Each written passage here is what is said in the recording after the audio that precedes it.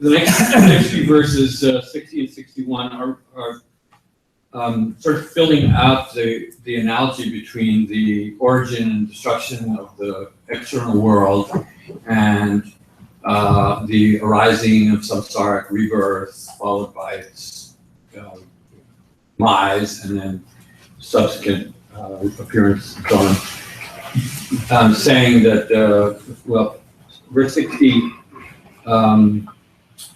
says that that rational thought, or that improper way of thinking about the existence of objects as real, is based in the innate mind, or the innate nature of the mind, And then from that arises karma and the mental afflictions, and then from karma and mental afflictions arise. That's 60, verse 60. Then, and then it says 61 is let's see.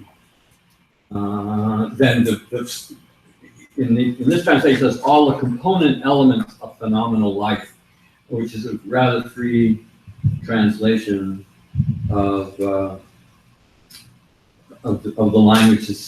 It really says the skandhas, the ayatanas, and the dhatus, which are the 5 skandhas, the 12 ayatanas, the source of cognition and the objects of cognition, and the 18 dhatus, which are categories of existence that have causal efficacy. So those are compared to the earth element, or the earth portion of the world systems.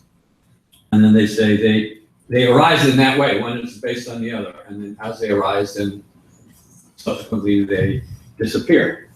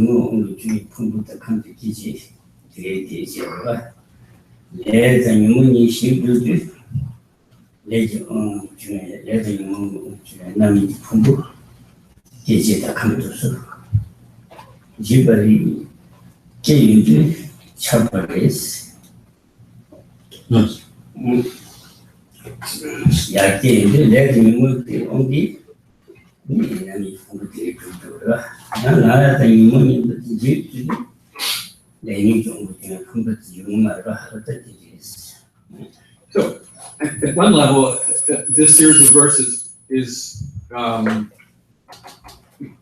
it's comparing one's samsaric existence to the cosmic process.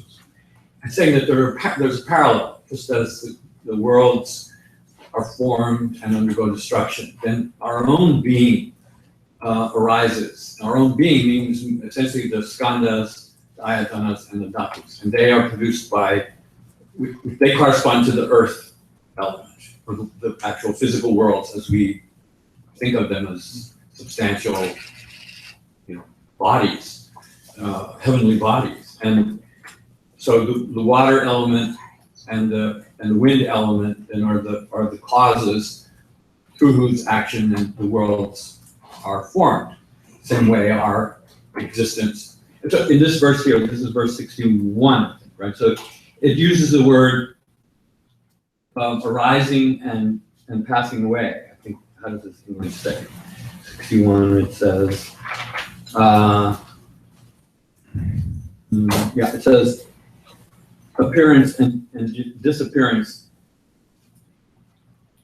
is referring to the appearance of our birth, the appearance of our existence, of our samsaric rebirth. And then its disappearance with the end of life, then of a specific rebirth life. And then it goes on and says that it's just the same as, and then it uses words evolution and devolution, but it's saying formation and destruction of the cosmic universe. So there, there's a certain sort of aesthetic that is meant to be conveyed by that comparison, and to see this as a process, which, the comparison being made between the unchanging space and the unchanging Buddha nature, because this is all under the category of the ninth quality of those 10, being that that constituent element or spiritual image itself never changes, even during this phase, which is the phase of impure samsaric existence. So this series of verses makes this presentation by comparing cosmic world to our own existence, or our own existence to the cosmic world.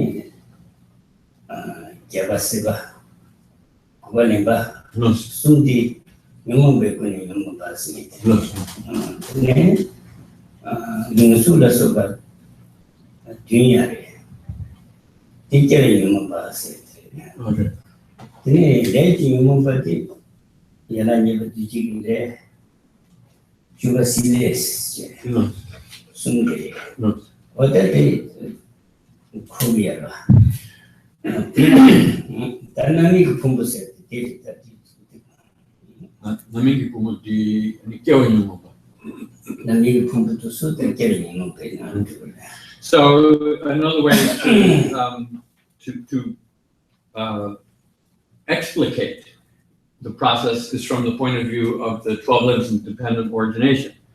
So speaking in particular about verse 61, it says all the component elements of phenomenal life. We're talking about the skandhas, the ayatanas, and the dhatus. They are the elements of existence. And if you look at the 12 limbs of dependent origination as the process of the ongoing process of samsaric existence is sometimes called the forward motion of the 12 limbs, starting with ignorance, and ignorance being the condition for creating karma and so forth. That is the process of affliction. So we have the word klesha, which is a noun for the mental afflictions. And there's a word, samklesha, which is a process, or the condition of affliction, or the process of affliction, which has three elements to it. Karma, the mental afflictions, and impure samsaric rebirth. All of these represent the three forms of the samsaric afflicted state. So among those 12 limbs, the second one and the 10th limb, the samskaras, is karma at the time that it's initially accumulated. And then the 10th limb of existence is then that karmic potential ripening and being the force that produces the next life's rebirth.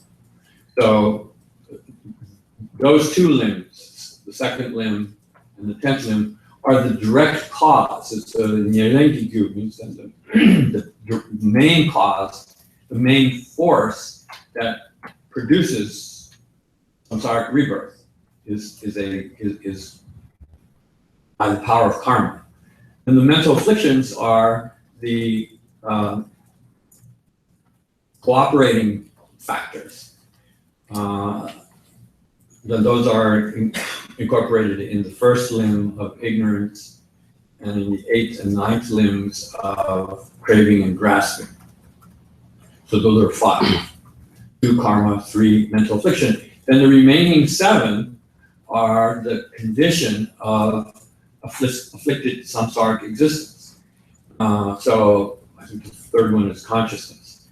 From consciousness up to the 6th limb, through the 6th limb, and then birth and old age and death, the 11th and 12th limbs, those are samsaric existence that one experiences. And so the 12 limbs of dependent origination are another way to describe the samsaric process. So Rinpoche addressed that, saying that that is essentially what's being talked about here, and how that occurs for ordinary beings, unenlightened beings, beings who have not achieved transcendent awareness, much less enlightenment. And underlying all of that is then the unchanging, space-like and spiritual lineage.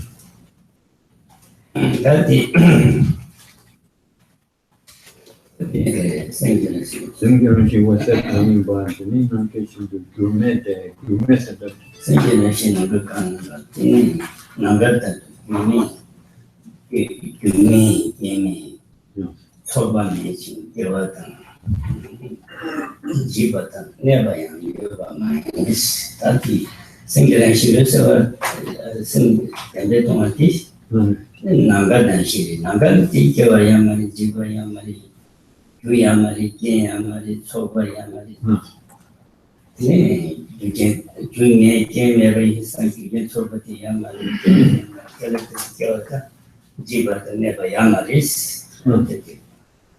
So then the verse 62 and 63 then address the constituent element itself, or the spiritual lineage itself, and to contrast that with the samsaric process and describe how that spiritual lineage is then let's see, 63 says,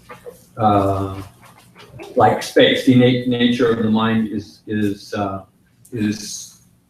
radiant or brilliant, pravasvara, and it's like space and it undergoes no transformation. And 64, no, I'm getting ahead of myself. Let's see, 62 rather. The innate mind, again, that should be the innate nature of the mind. The mind's innate nature is like space. It is not a cause, It is not a condition. It is not a complex of factors. It has no origination and no it undergoes no destruction, nor is it a continued existence of anything per se. So this is contrasting it with phenomenal existence, which is the way we perceive ordinary life.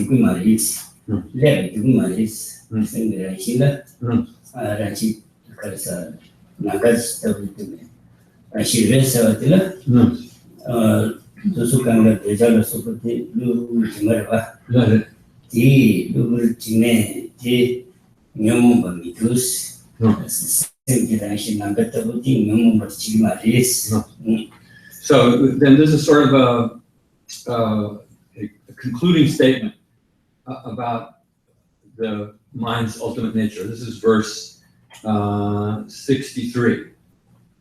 It says, then this innate nature of the mind, or this fundamental nature of the mind, which is luminous.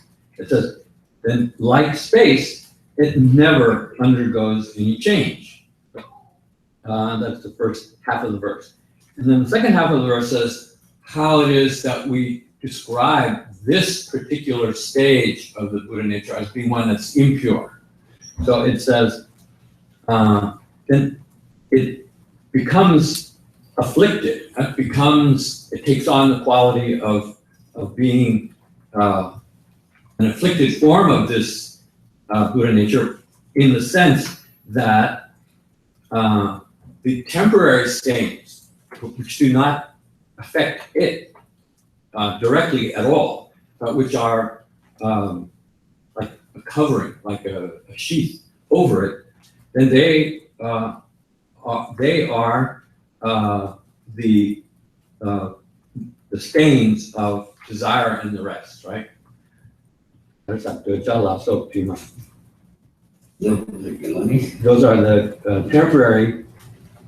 Let me see, where is it here? Okay. The impurity by stains of desire, which are of accident, which are temporary, which are accidental, and are produced by erring conception.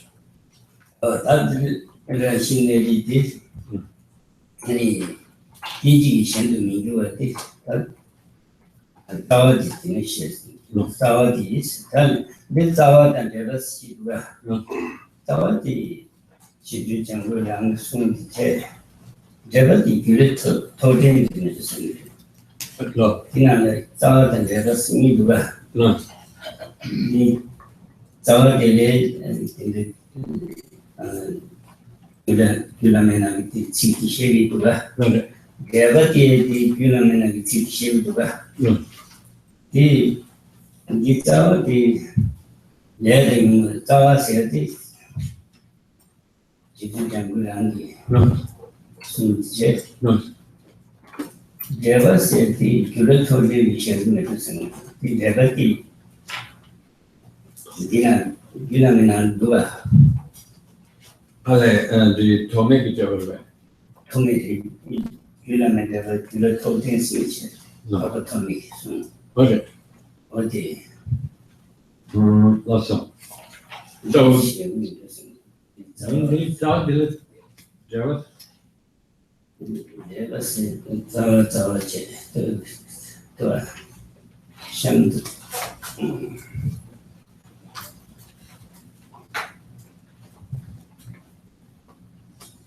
Dealing with the Dikadu, third touching Javas, Javanese at it's our third thought and Javas together. Yeah, on the Java Java. Jadi tawa dan Jawa masih juga. Di tawa di masyarakat Jawa di sini ya tawa Jawa.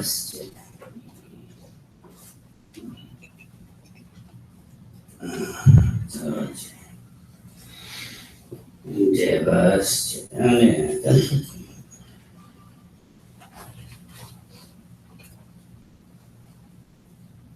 Sanjas.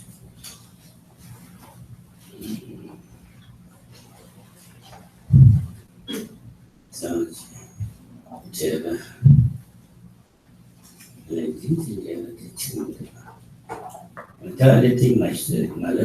No. That's our Shesman.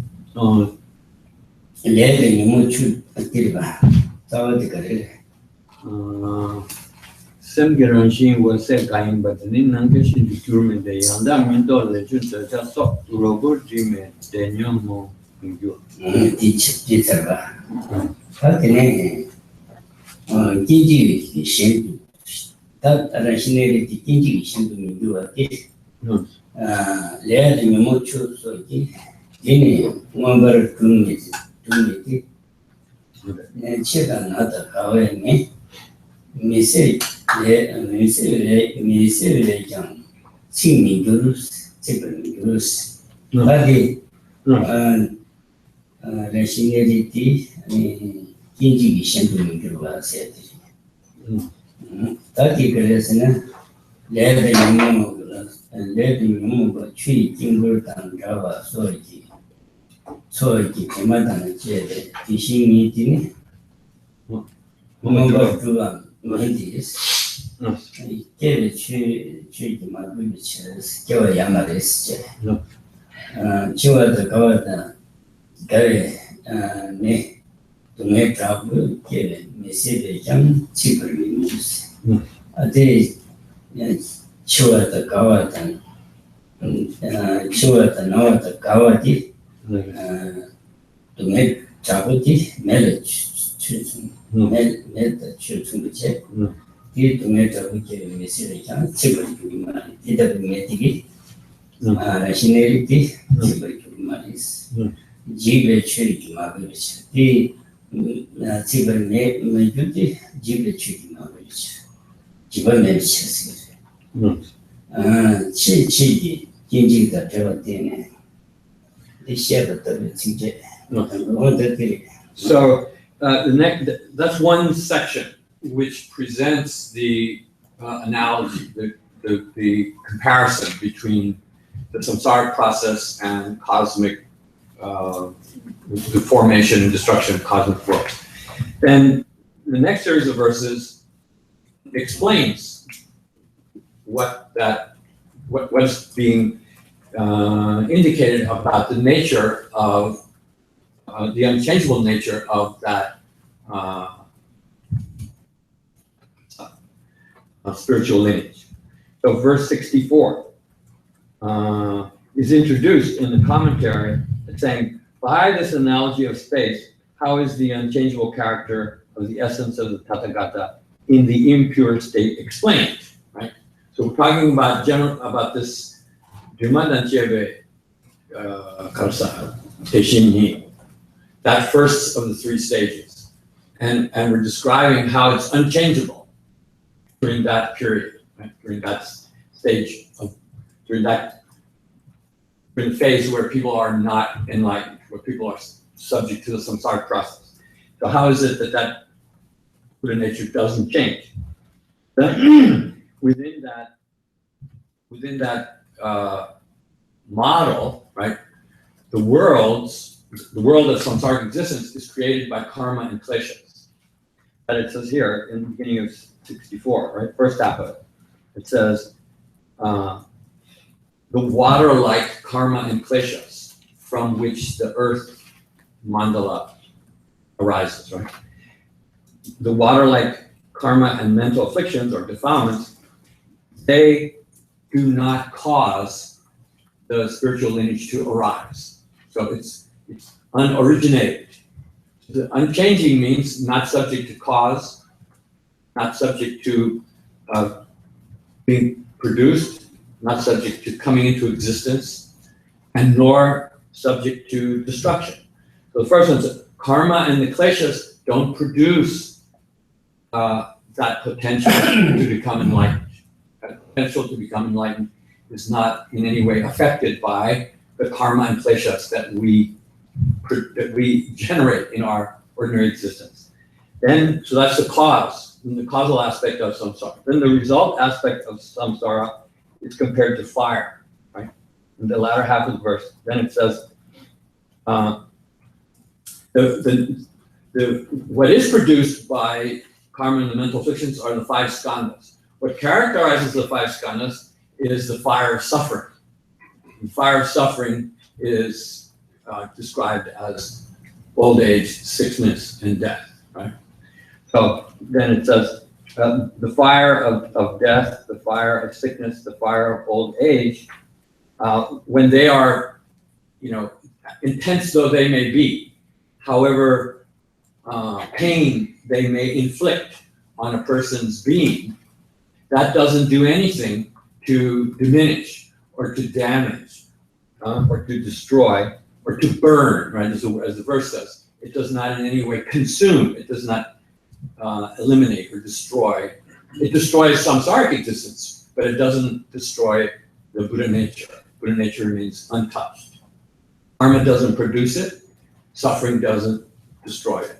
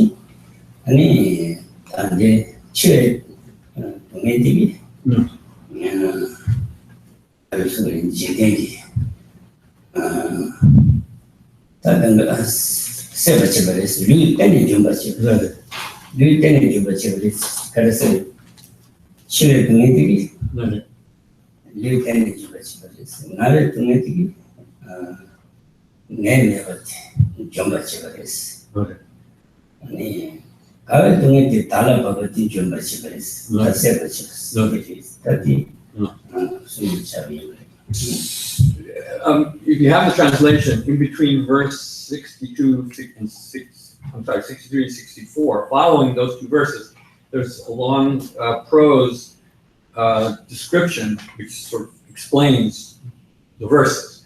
Then we go beyond that to verse 65, and we're making the connection, the correspondence among the elements that were, formulated in this metaphor, this extended metaphor. So verse 65 identifies three kinds of fire in a cosmic sense, right, or in an external sense. Fire at the end of time, which destroys all the worlds. Then the fire of the hells, which is experienced in the hells. And then thirdly, ordinary fire. And those three correspond to three kinds of suffering. The suffering of death is like the fire at the end of time, in that death destroys our five skandhas, our existence. And sickness is an intense form of suffering, but not one that in and of itself brings our demise. So that's compared to the suffering of the hells. And what does sickness do? Sickness destroys our health, and we feel that fire, the pain of that fire, in the loss of good health, and it's comparable to it's intense, comparable to the suffering in the hells. Then the third fire is the ordinary fire. And the ordinary fire is then compared to the fire of old age. The fire of old age is something that destroys our youth. So that's how the three conditions of suffering, namely death, sickness, and old age, are represented in that cosmic analogy: ordinary fire, fire of the hells, and the fire that destroys the worlds. Verse 65. That's it. Those things where the goddess in another father in you get it. Yes. Sanjay Chunde Tambu Ratu Majugona Tambu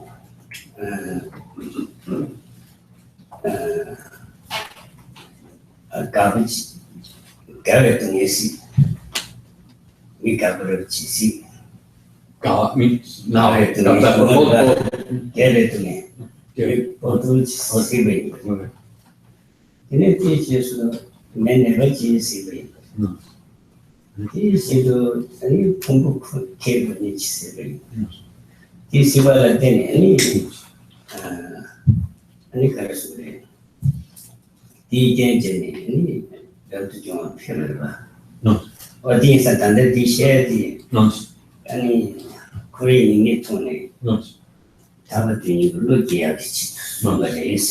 So these three qualities, death, sickness, old age, usually in the other order, are meant to be reflected on as a way of developing aversion for samsaric existence, to overcome complacency about our existence, to feel a sense of alarm, a sense of urgency that all is not well. And in Tibetan, yin jun. So in Buddha Shakyamuni's own life, there were those events which triggered that apprehension and aversion in him when he left the palace. On one occasion, he encountered an old person suffering bent over from old age. Then another outing, he met a person who was ill. And then on a third occasion, he saw a corpse being carried. And the effect of these events on him was to cause him to go forth into the spiritual life and to abandon ordinary secular life. And so in terms of Dharma, this is described as reflecting on the disadvantages, mimic the unhappy qualities of samsaric existence as a way of developing what we usually refer to as renunciation.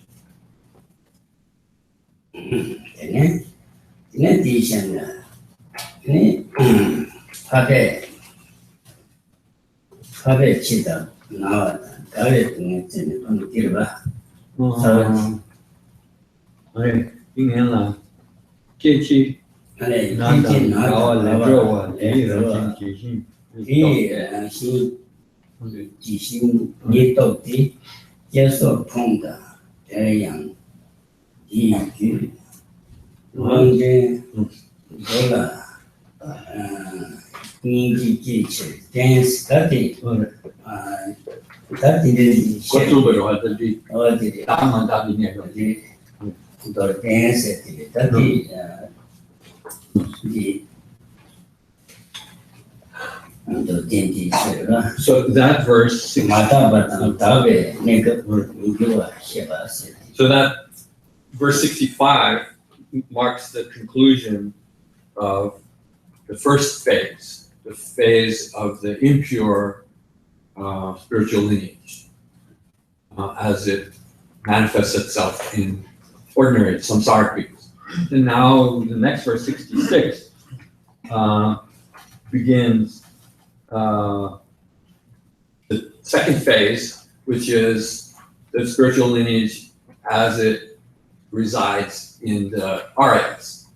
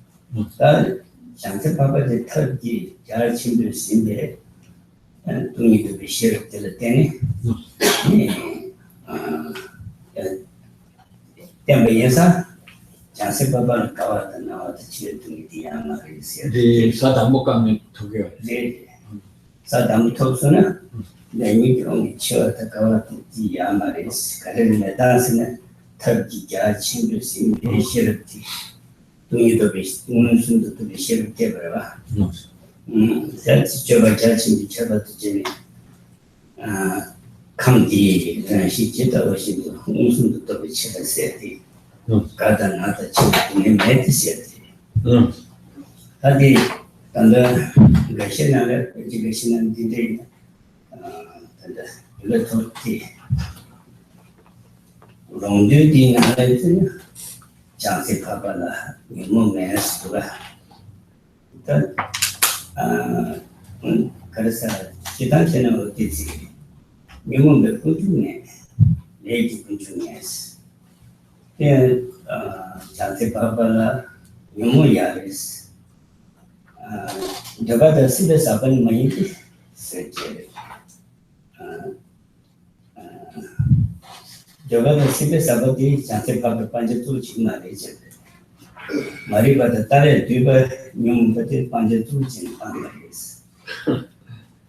저가당 집에서 아버지 반지 두지 말이지. 그래서 제주도에 연락이 우리 이제 저한테 저가다 집에서 아버지 이랬어. 자 이랬어. 너무 이랬어. 일단은 그 실이 근데 디나는 너무 냈어. Okay. 디나는 So, but you put a lot on the plate.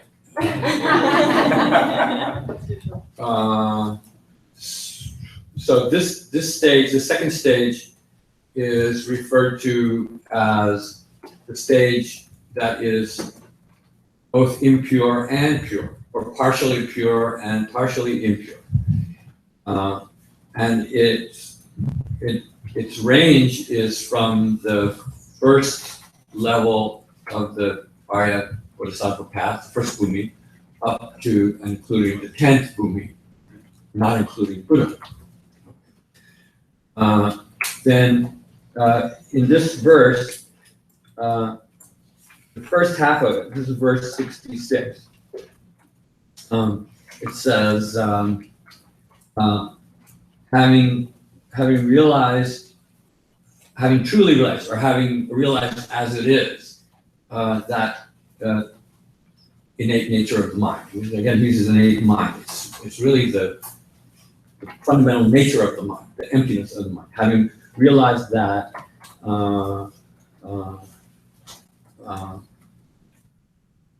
as it is, and in the other way, then those Mahayana Aryas become free from or escape the origination. It means birth, samsaric birth. They escape cessation. It means samsaric death. They escape illness. They escape old age.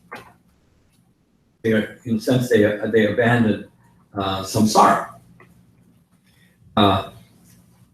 So what does that mean exactly? Then normally, when you achieve the transcendent path, you haven't abandoned samsara. You don't abandon samsara until you achieve arahatship in the Mahayana path.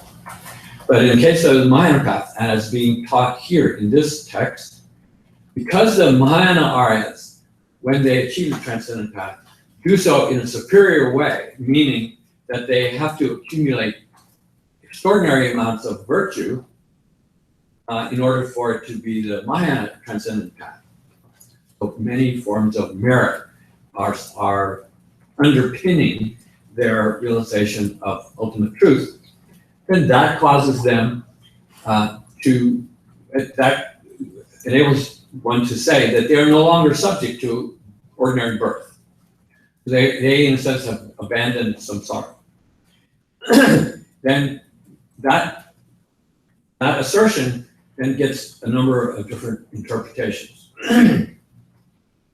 So, and then Rinpoche sort of addressed it in a variety of ways. One is that they have abandoned any form of birth that is due to impure karma and the mental afflictions. So in that sense, they have abandoned samsaric rebirth. Then to say they abandoned the karma and the mental afflictions, also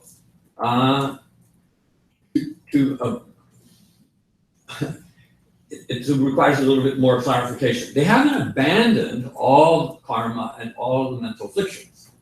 So you have to say they have abandoned some particular portion of karma and mental afflictions. So when they attain the first Arya Bodhisattva Bhumi, then that is achieved when you gain the seeing path, Pawan. And that obliterates a portion of the mental afflictions and the karma that is generated by those mental afflictions. They haven't abandoned all of them. So as they progress on the other remaining 9 stages of the Arya Bodhisattva path, they continue to abandon additional portions of the mental afflictions, additional portions of karma. So that's one point generally. Then he said, Rongden is the Sakya scholar, for instance, which was a reference earlier. He said, Rongden's commentary says that the Mahayana Aryas don't have any mental afflictions. And then he said that he makes that general statement. And then from point of view, I assume from point of view of Galupa's school, that doesn't sit well. That's not agreed to. So rather than take such a broad interpretation of the meaning that they've abandoned old age, sickness, and death, they say that what the Arya Bodhisattvas have abandoned is, then now we go back to that word asrava, which is he translated as evil influence. It's kind of odd phrase. Asrava is a synonym for the mental afflictions, who we use impurity. So the asravas are defined several ways. There are the asravas that are associated with the desire realm. There are the asravas that are associated with existence. And usually that is a distinction among the 3 realms. So the asravas associated with desire, and that means the mental afflictions that bring rebirth into the desire realm. Then the impurities that are associated with existence means the mental afflictions that bring rebirth in the form realm or in the formless realm, both being samsara, higher stages of samsara. Then there are other ways of describing the asravas, as the asravas that are associated with erring views. Among the 10 mental afflictions, 5 of them are erring views, right?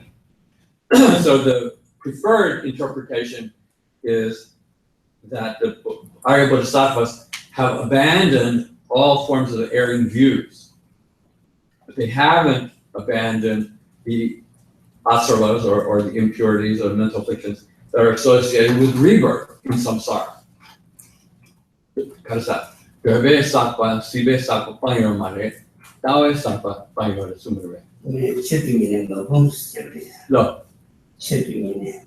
Oh, so they not only have they not abandoned, they deliberately avoid abandoning the mental afflictions that bring rebirth. Right. So the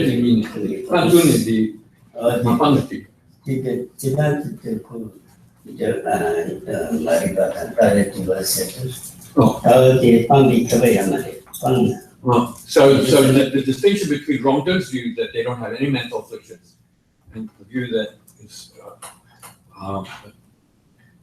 taken in the Gilbert school is what they have abandoned are the impurities of ignorance and the impurities of the wrong views.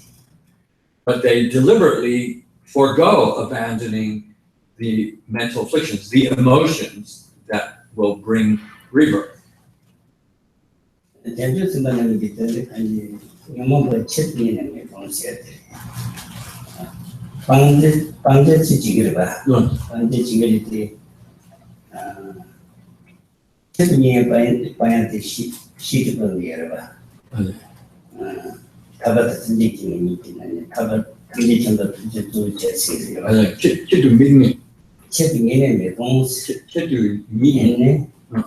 So they do not make those impurities the obstacles that they are most concerned about abandoning. So they're not primarily concerned about abandoning the mental afflictions that bring rebirth into the desire realm and the two higher realms. They mainly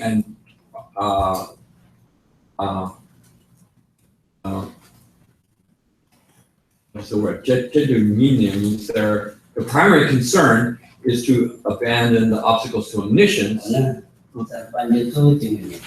that's they don't make that their principal object to abandon. So for the Hinayanists, then those mental afflictions that bring rebirth are the main obstacle that they are trying to abandon.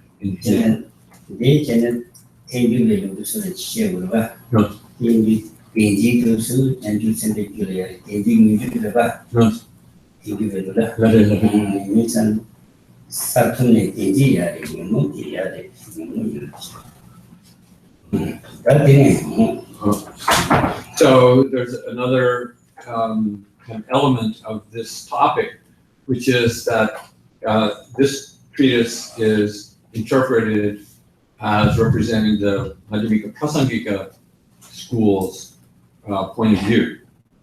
And a unique tenet of that school is that the belief that things are self-existent is not itself an obstacle to omniscience, primarily. It is a form of mental affliction, which is a view that only the Prasangikas hold. So without going into that, it's something that also plays into this discussion of whether the Mahayana Aryas possess mental afflictions or not. So even though they've abandoned some of the seeds of believing things are to be real, they have not abandoned all of them. So this is another reason why we wouldn't say that the Mahayana Aryas do not have any mental afflictions, but let's not go there fully. That is everything. So that's odd. Literal. Keso pondan delian dei gyu London drolan get your things. The second half of verse 66 say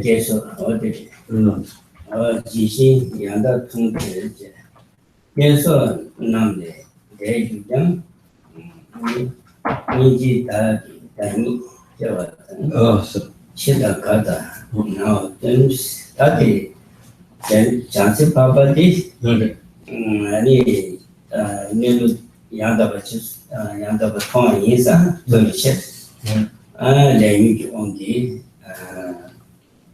겨울에 대화를 레미기 겨울야 말이스 김해리니야 인지다 미겨왔다 인지다면은 온기 아니 지금 그 시에바다 개바다 지바다 나왔다 나왔다 제바데스 어디 상징이 치고 디아리스리 양이 오미 개와 치와도 내가 있는 상징이 개를 치와 개와 치와도 포알 개와 수도 야 인지가면 오미 3일 때니 저 이제로 디리상 이제 시비 연구했어 디리테 연구했지 저와야 저와야 가와 나와 됐다야 됐어. So the second half of verse 66 then says that although they've abandoned, although they are not subject to samsaric suffering, right? And the verse then says, sorry, lost my place. Oh yeah, so the Bodhisattvas have no calamity of birth and so forth. The calamity is another word for suffering. They do not experience the calamity of samsaric birth as suffering or old age or sickness or death, because they abandoned that form of birth. Then it says, nevertheless, they still are subject to compassion.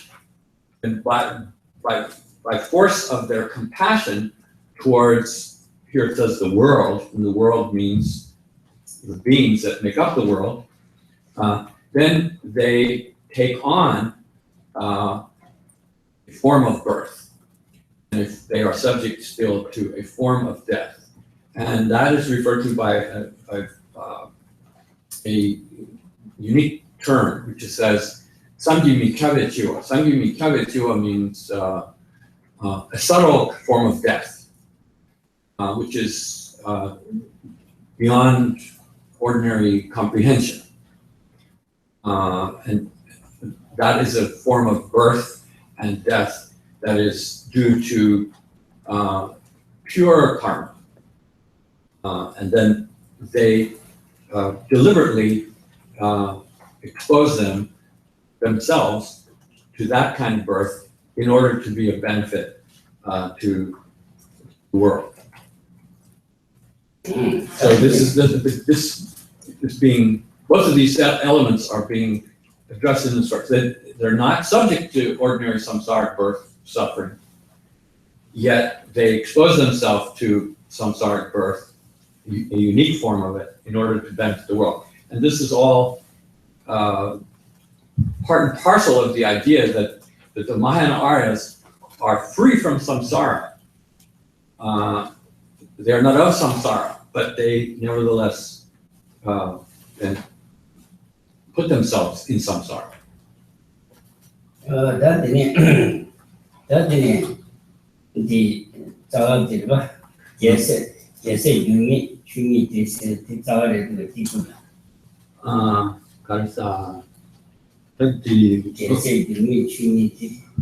Pabe chida nawadan gawe dume tenepa. Veda nyumo wangi ke yela deme chideme. Mare. Dida kazan to sunderwa. Pabe nazo gawa da chiri dume tenepa. Pabe chansi pabe nangi. Gawa da nawada chiri dume tenepa maris.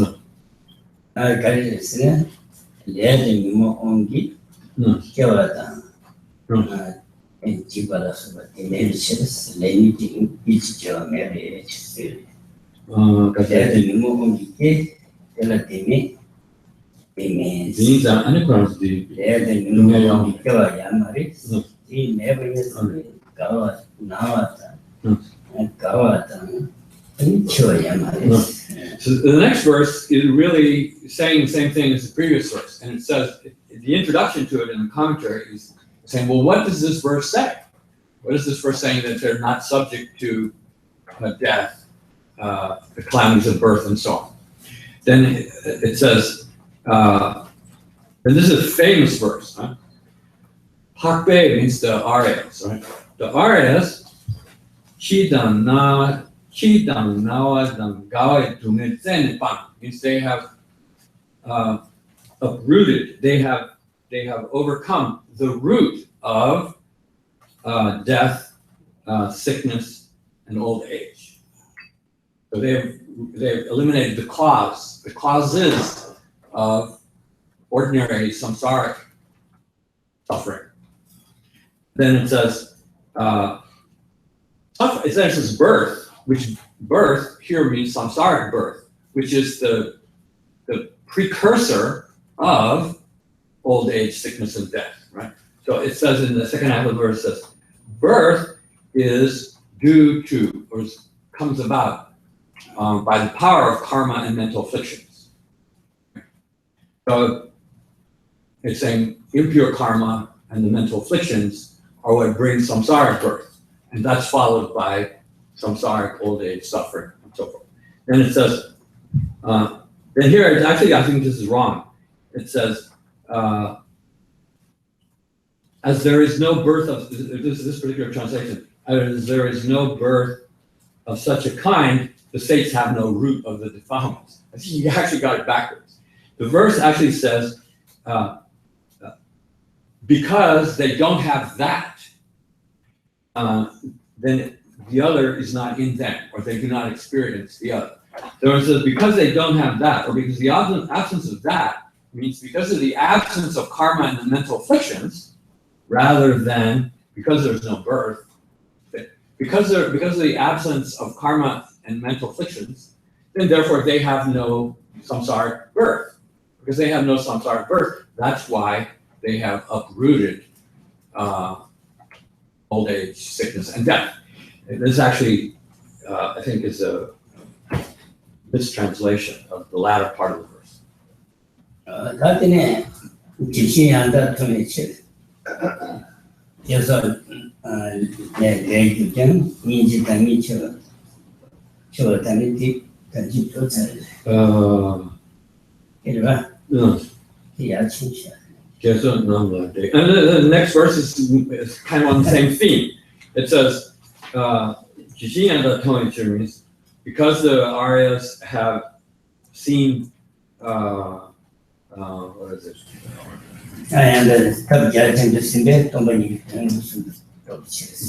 Because they have seen things as they have seen reality as it is,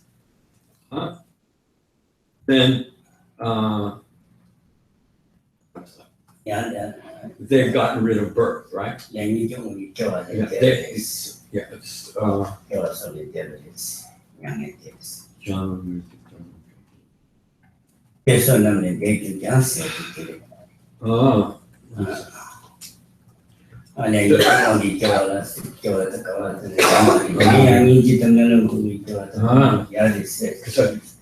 this verse is saying they've abandoned birth. They've abandoned sickness, they've abandoned old age. And nevertheless, they give the appearance of taking birth, and give the appearance of experiencing ordinary life, the way samsara beings do.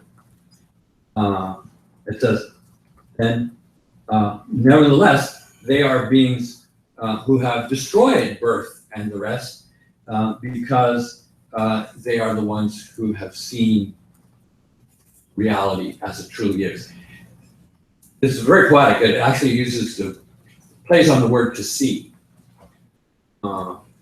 They cause themselves to be seen to have birth, old age, and death, despite the fact that they don't have it, because they have seen reality as it is.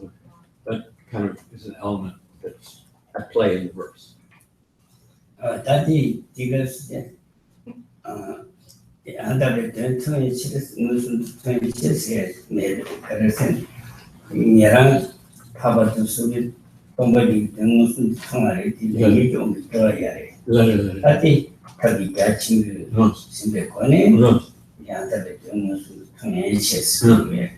So here, what it says, you have to bear in mind that the full force of this verse doesn't mean that they've gotten rid of birth, etc., because they've seen truth, simply because they've seen truth.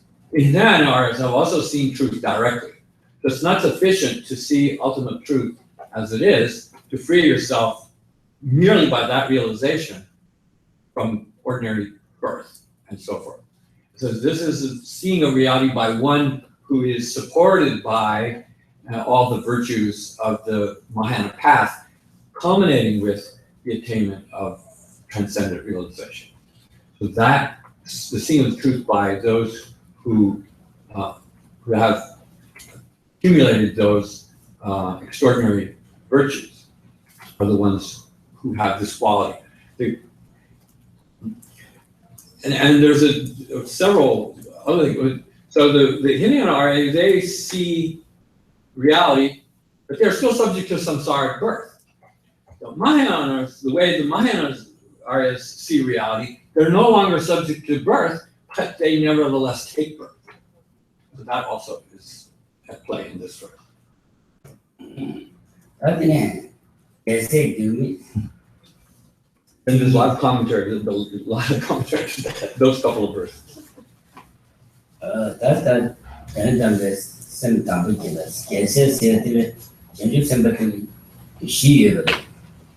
전주 연단 센터를 개발다. 저거를 주거든. 아니 지금부터 전주 센터를 시설이 이나네다 어지 센터를 센터를 개발했어요. 개세 유니 춘이디 또는 머리 영남지 노남지 동남지 껴와서 다더니 강인 팀에서 다 개세 지대는 대래 샘당도 지다 어디 오늘 춘이디 요함에 춘이디 다른 신이디 이 운송도 통해 그래 그가 내미기 오늘 겨울에 그냥 사내미기 오늘 겨울에 그래 있어 그냥 명문배 말이배 공부하는지 에 수다 이지다 다 명문배 말이배 공부하는지 제 주다세 명문배 말이배 공부하는지 난도 담배배 교환한 실바 교환이네 내미기 오늘 교환이네 일단 주다를 주는 시제니 민지 담는 온기 저와다 가와다 나와서 나도 마리베 동반남 양 무슨 마리베 동반남 있을 때 마리베 마리베 로하나 니 동바스는 마리베 이 내가 저와디 야 아니 무슨도 tungiaris 민지 담는 거 저와디 저와다 가와도 저와서 무슨 아니 사상도 바빠. 나중에 어디서 여기 출장. 쓸때부터 tungiaris 내니 좀 기지제가 나신지 아니 지도는 전주 센터도 기지제가 아니 통해 강의가 뒷면 좀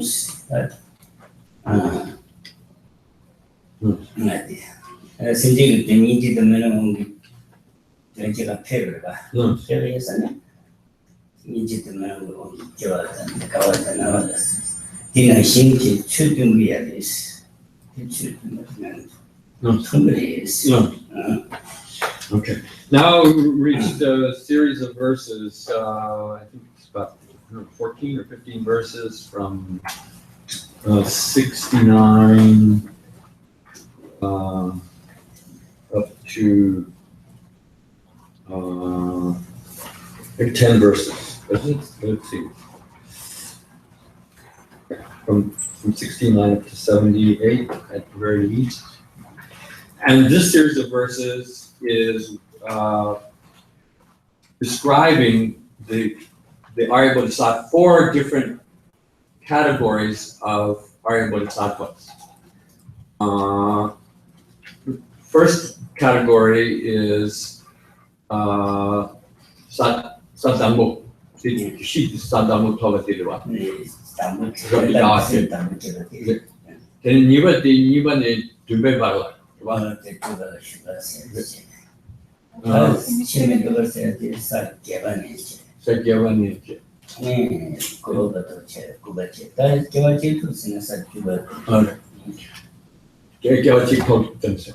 So these 4 categories range from the attaining the first bhumi up to the 10th bhumi. The first category is the Arya Bodhisattvas at the first stage of great joy. Second category is the Arya Bodhisattvas from the second stage up to and including the 7th stage. And the attainment of the 8th stage is again a big milestone, a big transition. So those are called the irreversible Bodhisattvas. Shimidoka the ones who have attained the irreversible stage. So from the 8th to the 9th and a portion of the 10th stage are the third category of Bodhisattva. Then the last Arya Bodhisattva stage is the Bodhisattva who has one rebirth remaining before they are enlightened.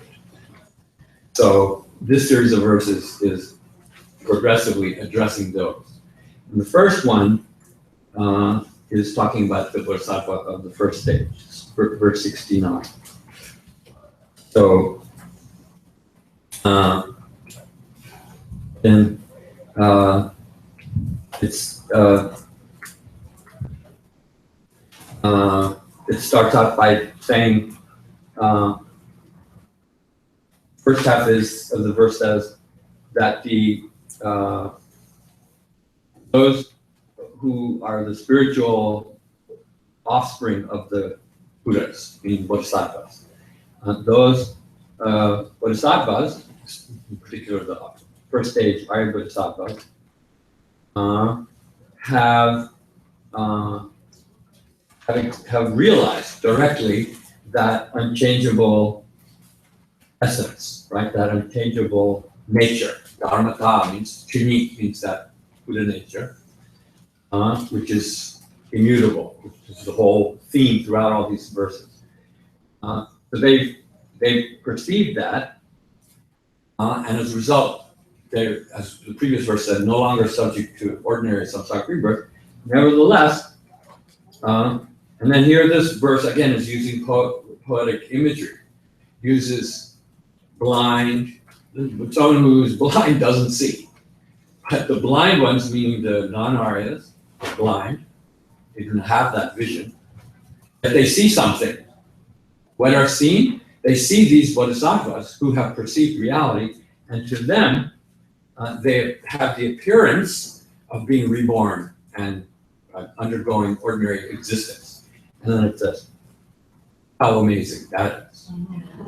So we have blind ones seeing the ones who have true vision, giving the appearance of having an ordinary existence like their own. And that ordinary existence is one that's taken on for their benefit, for their very benefit. And those blind ones are not aware of who these beings actually are. How marvelous or how amazing this fact is. I think that's doing this.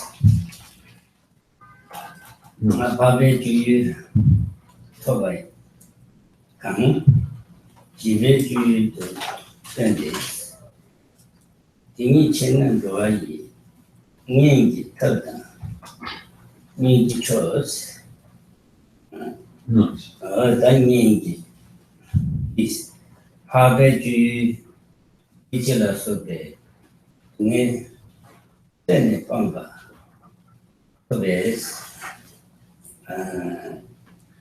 Satambu kain batinis.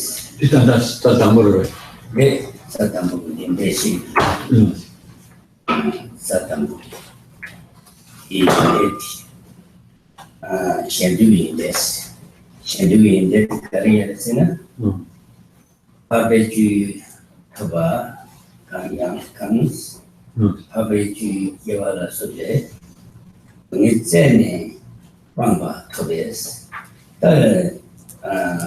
Tungetzen Banks, Habi Tungetzen, Tungetzen Banks, is Habi to give us to me. Send Banga Tobias, Tongayan, Tobias Satambu, Kain Bati, Niji Quinelane, Jibe to give us never so. Number Zevatini. The channel really need third time in the church is nowadays. But the Quran to make them Pantavaris, Satan Body. The Yinea is Niji the Melon on the any Kavalanda. Yes, I need you queen at Lande. She bet you to Javan and Soda. But she bet you to Suzuki. You to Javan and Soda, but ever, not but ever tea. Any channel, very bringing Kadash, Ninji Chotikiba is Chotikiba. Tata Ninji Chotikiba. Insan the Yaram Pabijuli Ninji Yare. Ninji Chimbu Yusumi, Nasumi Chini. Yusumi Mabiare. Tend to be Ninji Chimbu Yares. Any other Ninji Red Karasure, Shandu Kutike. Ninji Choti, then but it's not Sansa, 30 Ninji Choti, but you but now the hard is. Now, verse 70 is still discussing the nature of this first stage, Arya Bodhisattva, and the fact that despite having attained the realization that frees them from ordinary rebirth, they make themselves an object to be perceived by ordinary beings. So, verse 7 says, having attained the position of the saints. Attained the position of the saints is translating Arya Gochara Prapto. Arya Gochara. Gochara is a Juyu. Juyu means something that is experienced, an object that's being perceived. In this case, the Arya's object that's being perceived is that true nature of the mind's emptiness. So the one who has attained the status of having perceived the object that only Aryas perceived, okay, then those beings nevertheless are seen, again using the same verb. They appear to as an object that is perceived by ordinary beings. Bala Gochara. Bala means a child, immature person, a non-Arya.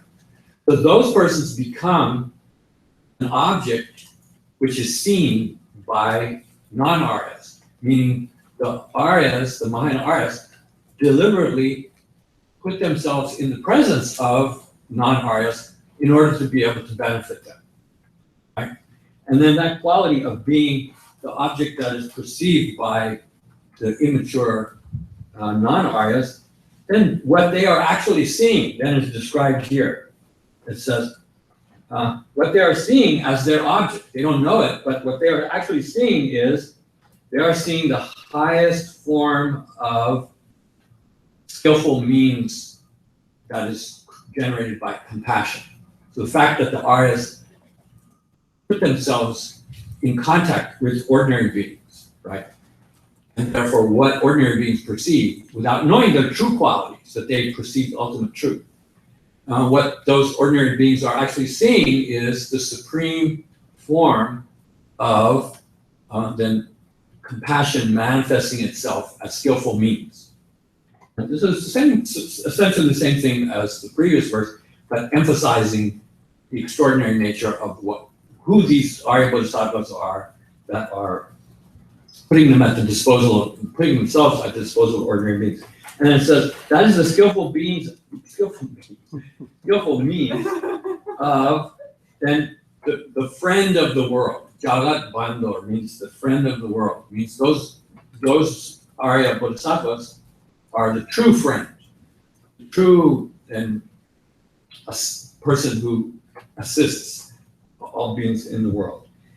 Then Rinpoche said that that word supreme compassion, the supreme form of skillful means generated by compassion, deserves to have some comment made about it. In particular, the Hinayana practitioners also practice the four immeasurables, one of which is immeasurable compassion. So that immeasurable compassion is unlimited. It is directed towards all sentient beings.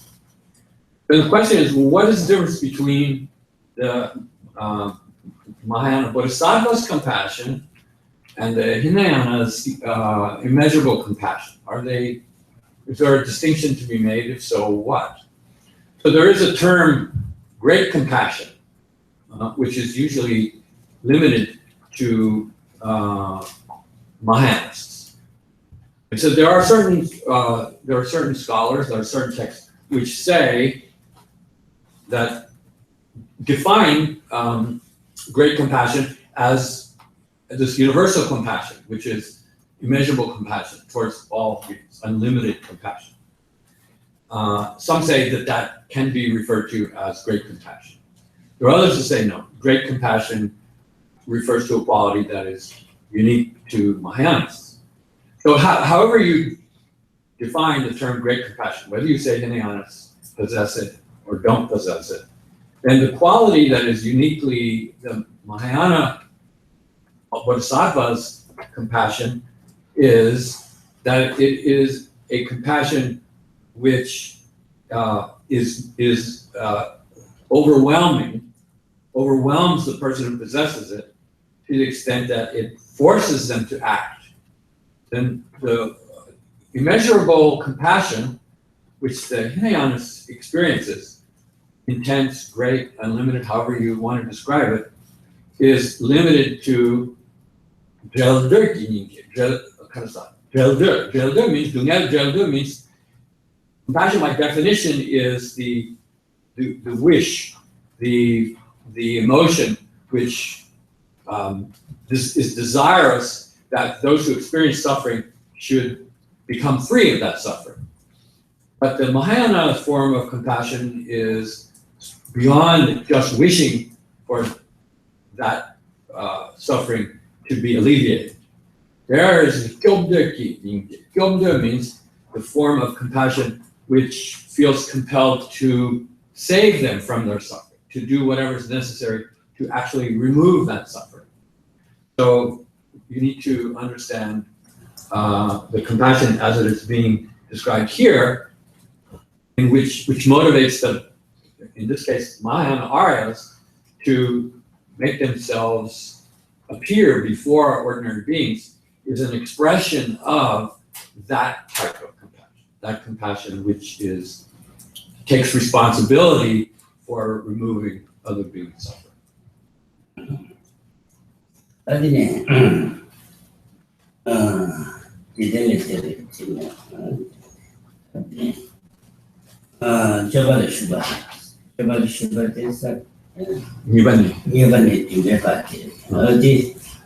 Dine jiten tangele derejan jiten mayu jiten jine maku jiten tangele derejan sedi jiten de susu ta asanga derejan jiten tangele sedi jiten de susu ta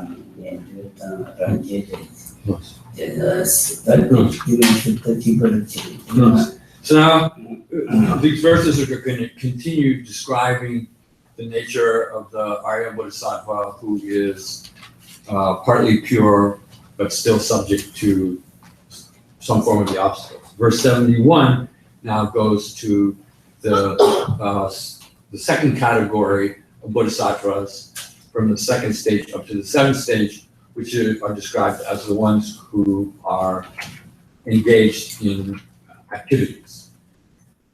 And then the verse describes these bodhisattvas as having transcended every form of the world, or the world in its entirety. And the world in its entirety means they have gone beyond the status of an ordinary samsaric being, the samsaric, non-Arya. Not only that, they also have gone beyond the limited spiritual path of the Shravakas and Pratyeka. So they have transcended the world in its entirety, and yet they have not separated themselves from the world. So despite having transcended the world, they have not abandoned the world, so to speak, right? So this is saying.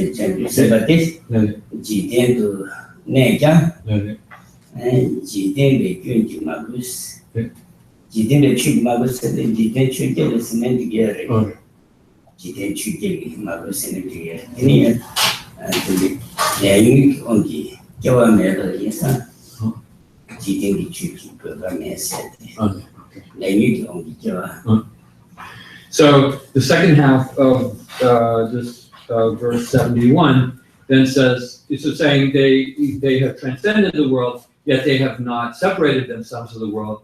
And then the second half of this verse says, they act in the world on behalf of the world, remaining untainted by any of the worldly 71. In my translation, I don't know what English here, 71 says, he acts in the world for the sake of the world without being affected by worldly pollution.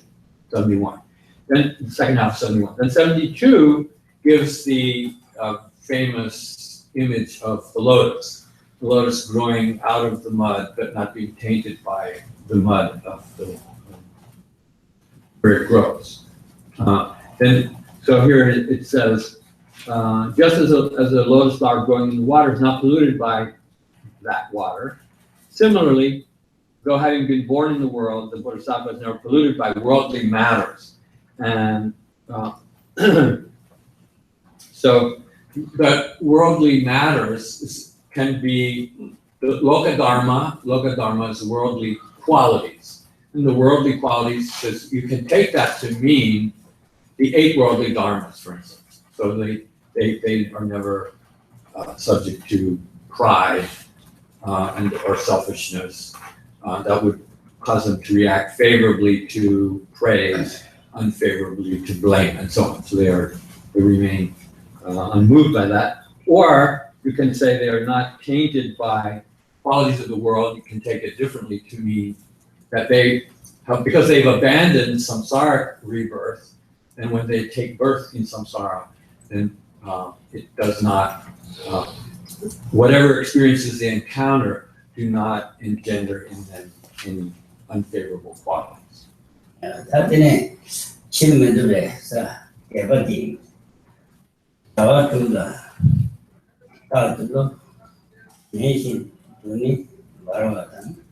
실내선대 있는 걸 다들 있는 걸 주가 있는 어디 Gyumed 네 실무들에서 사기에만 사기가 어디 넘버 탐제 친구들과 사이에 받는 일을 전부 생각했지. 내 자원 그거라 디 선제기 된 자원 그거라 로미신 바라봤을 자 수자 로기 예신 바왔을 때 선제기 된 로기 신분의 가수래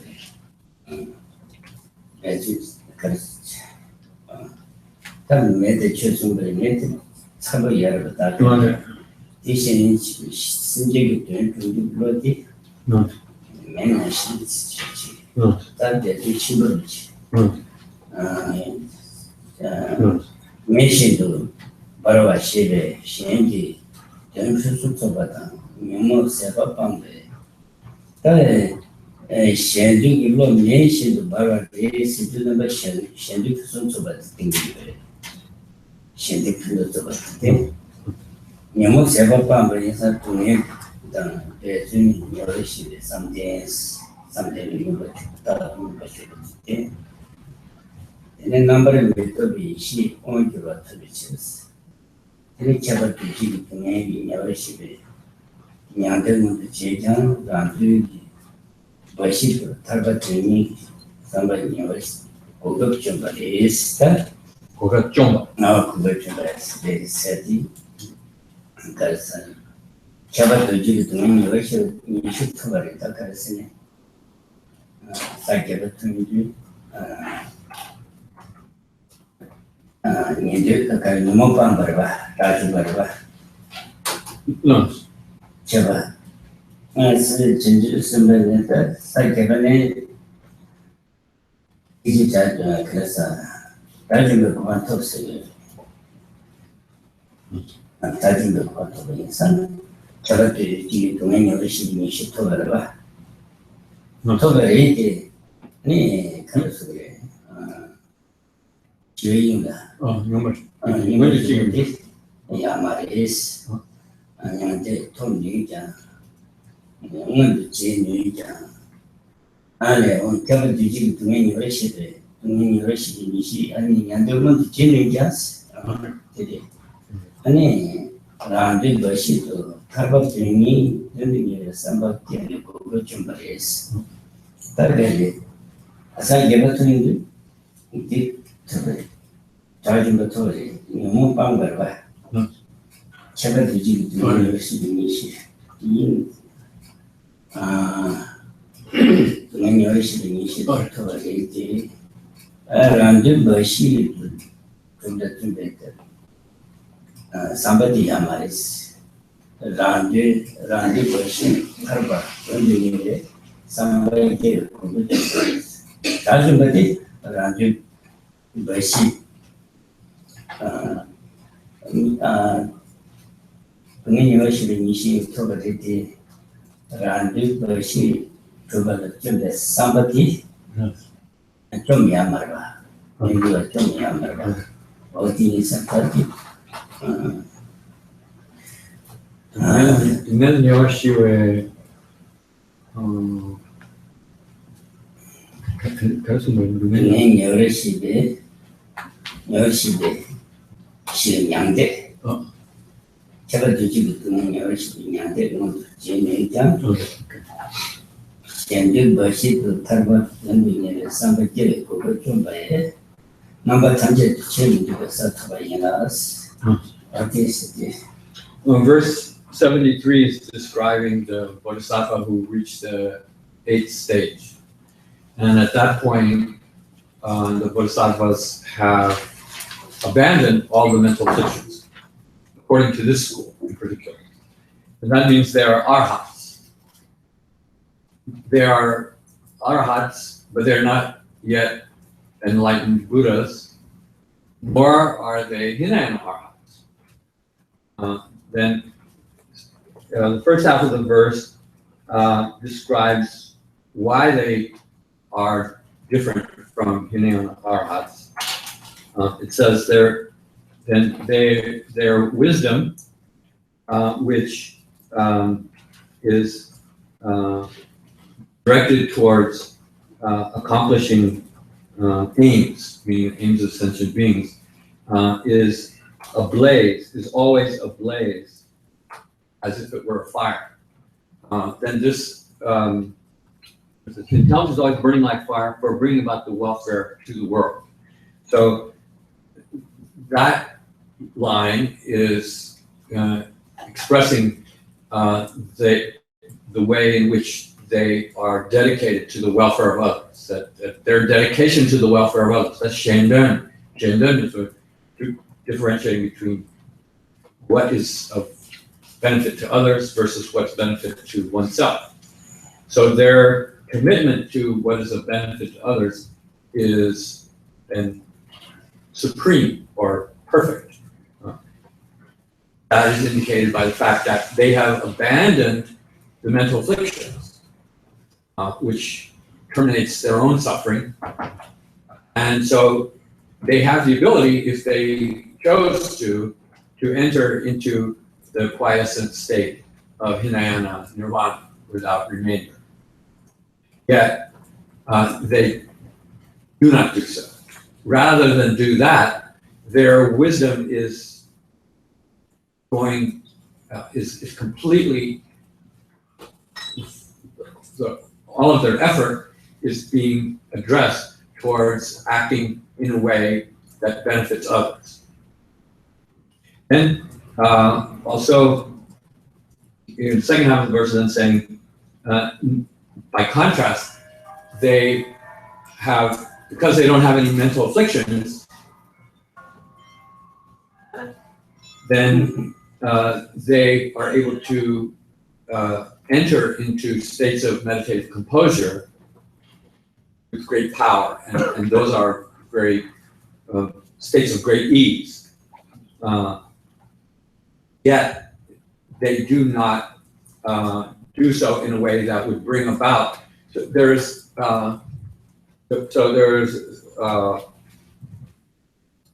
three main kinds of suffering: suffering of change, and subtle suffering, or the suffering of conditioned existence. The suffering of conditioned existence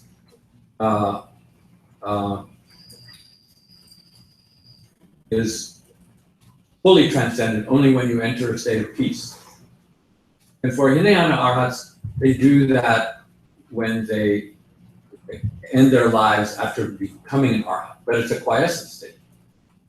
For the Mahayanas, they do not enter that state of transcending that subtle form of suffering until they've completed all the necessary qualities to be able to be in that state of peace and still acting in a dynamic way to benefit others, which only can be achieved from the state of Dharmakaya.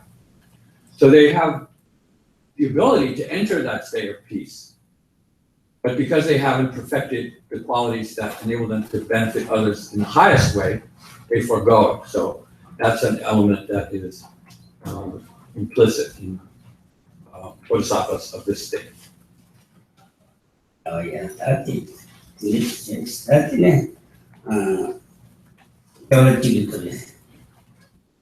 that clear is Gawati Genju send the Yedeshava needs Chile to the Delatene Chile Demi Jupatega home. Tambo Chile to the duties. Chile gone to down, Vijay Tambo. Chile Tonga now and do the when you can be on the Nanto Tamje, Jelly any regime by ye, don't the Beva Jim, but that ye, Georgie to the Gentle Samba. Ye knows very good to Sinjik Genjaba. This in that day, young do, want to handle on it and the Rapa. Young do. The Tambati Karasene give Chanju somebody correcting the incident. I shall do the men who do Sinjay the name of the Chile of Juicy say that the man of the church, only Chansu, man of the church. Shall the men who do generate riches at the man of the day. Man of the Toba Yesa. Sinjay nature of quality, young to learn want to handle on the Rapata. The day learn to by Yesa, will you on the better Rapatan 뭐그 대버리시는데 남도 탐제도 때문에 디니 유지 민바이 된도 추정을 그런 게 내가 친구 그 많이 받은 게 좋습니다. 제가 심지기 저희 집은 제가 충분도 그걸 했을 때 가려서는 눈도 중요하지. 기분은 그 오늘 집에서 그 대버리는 신이 남도 있지만 남도 탐제도 되어 있어서 니들이 이 규주기어랬어요. 규주기어랬다. 내가 그것도 연단한테 네. 이 가려서는 오늘 많은 거 우리 집에서 신이 남도 탐제도 되어 있어서 니들이 여기 안에 교직도 전사들은 규직대로 규 다다메디 교직도 전주선 것들 봐. 디기 디기 가르스는 가르사 칠레 필구 전주적인 교지 봐. 칠레 전주적인 교지 디디 칠레 부동적인 교는 인식도 봐. 칠레 응아래 교당 디 칠레 소환의 방안이 교당 대자단 제수 팀의 칠레 남소바 캠퍼스다 유자 또한 민간의 교대 어디들에 유명한 문기 팬데 어디 당시 유명한 거 공개했어. 아니 대바시의 남도 탐제도 제시했어. Then verse 74 now is talking about the Bodhisattva who is in its final existence.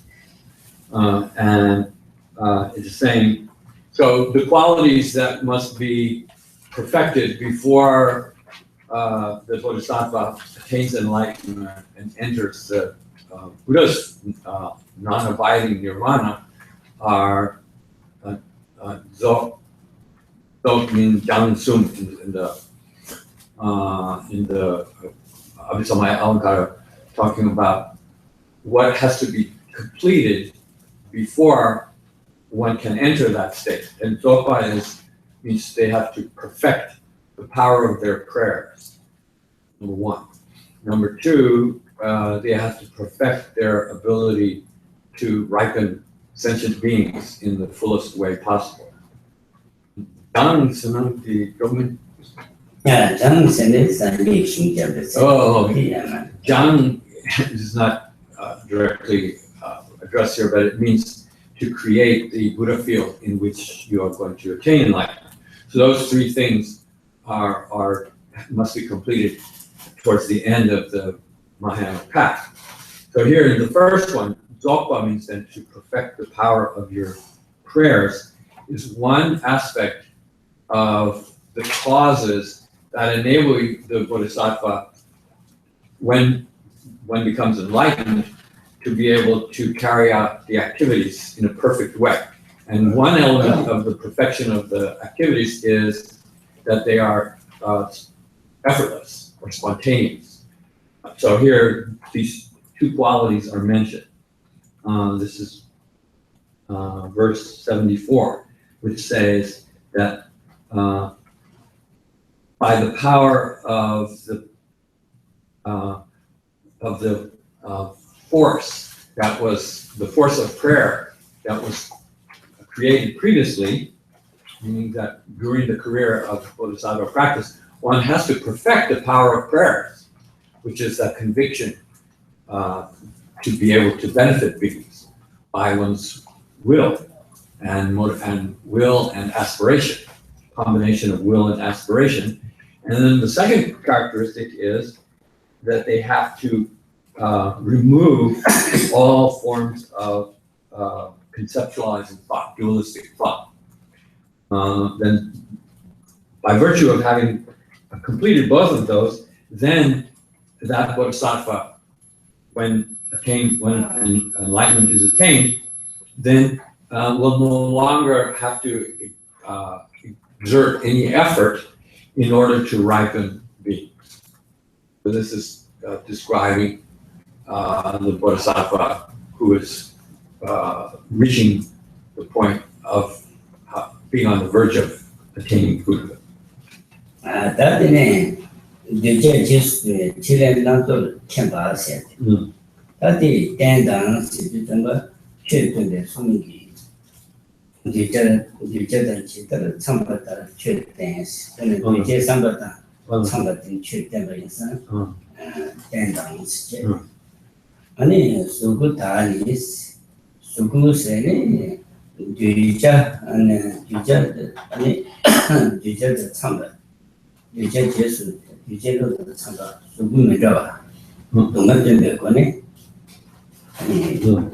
양재기스 그러나 차별 누가 남가 대자도 지적했다 수행이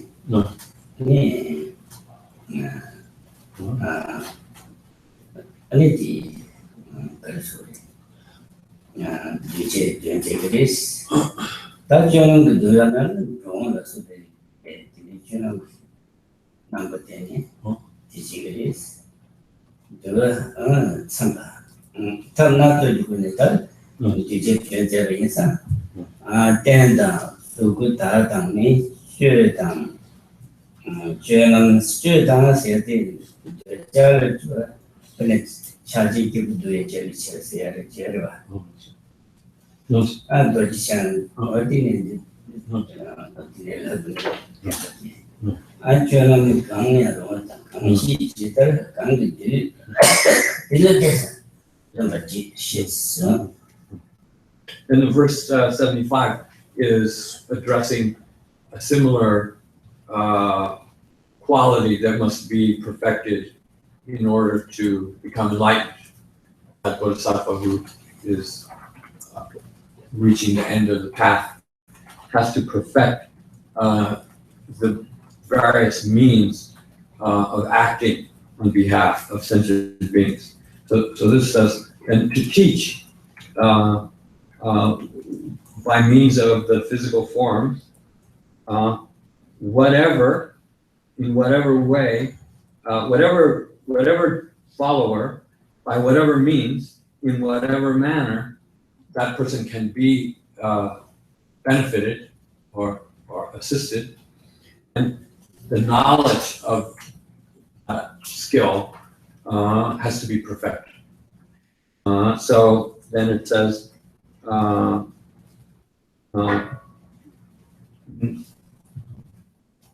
Jalam, then Charya. Oh yeah, so Jur means so whatever kind of conduct, whatever kind of practice. And Jalam means whatever kind of behavior will benefit. So and in relation to conduct, Rinpoche made reference to a specific, unique kind of disciple who is suitable to be able to, how do you say, then one who knows how to use the, or who is capable of transforming the impulse of desire into a way to purify themselves, mainly through some kind of tantric teaching, a kind of unique method. Then, for a person who is suitable to engage in that form of practice, then Buddha can appear, for instance, in Vajradhara's form and teach that type of Dharma teaching to that kind of suitable disciple. And otherwise, then through whatever physical behavior is appropriate to instruct others, then to know what is suitable, what is appropriate. And this quality also has to be perfected by the Bodhisattva at this level. So these two verses are addressing the kinds of qualities that are being developed by the Bodhisattva who is not yet completely pure, but very close to it.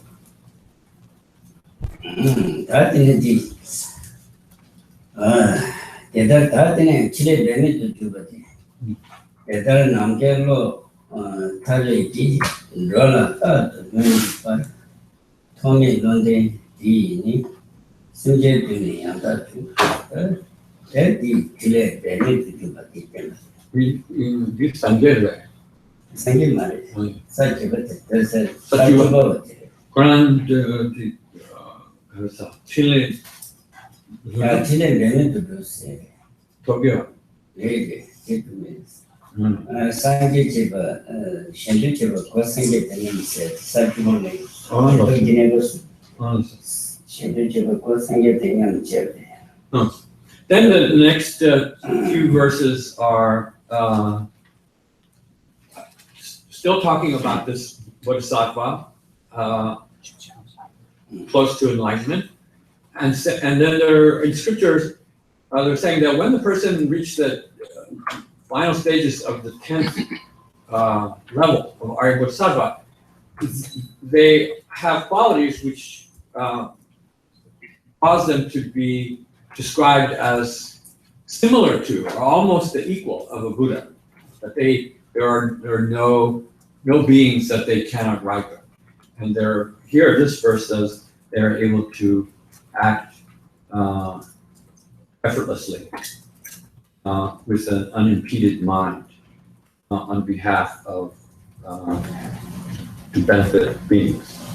This is verse 76 in the translation. It says, in such a way he does always with no effort and with unobstructed wisdom bring benefit for the living beings among the world, limitless like the sky.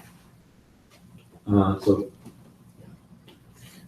this verse is described as describing the Bodhisattva at this level as being almost like a Buddha.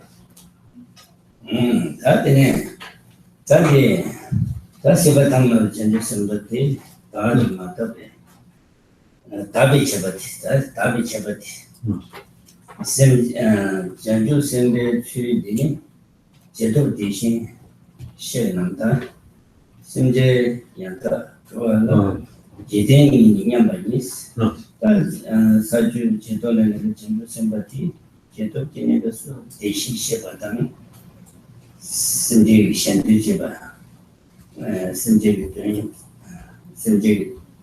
Yanta, Tuala. Jiting Yamanis and Shiva Tamapa. The Cheto Shiva Tamawari. Cheto Nedin, Yamsha Tamadele, and Sanji. Then now 77 is now still the 10th level Bodhisattva, but this is a Bodhisattva in his final birth. And he's going to become enlightened without having to be reborn again. So in the final existence. And this one actually says explicitly, they're in the world, they are equal to the Tathagata, right? Having obtained this position, the Bodhisattva becomes equal to the Tathagata on account of his act of conveying the living beings in various worlds to the other shore.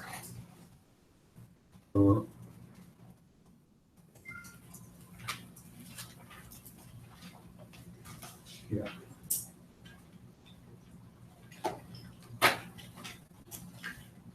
Then the other way. No, this is that. Yeah. That. Never mind. He's used to me going on a little bit.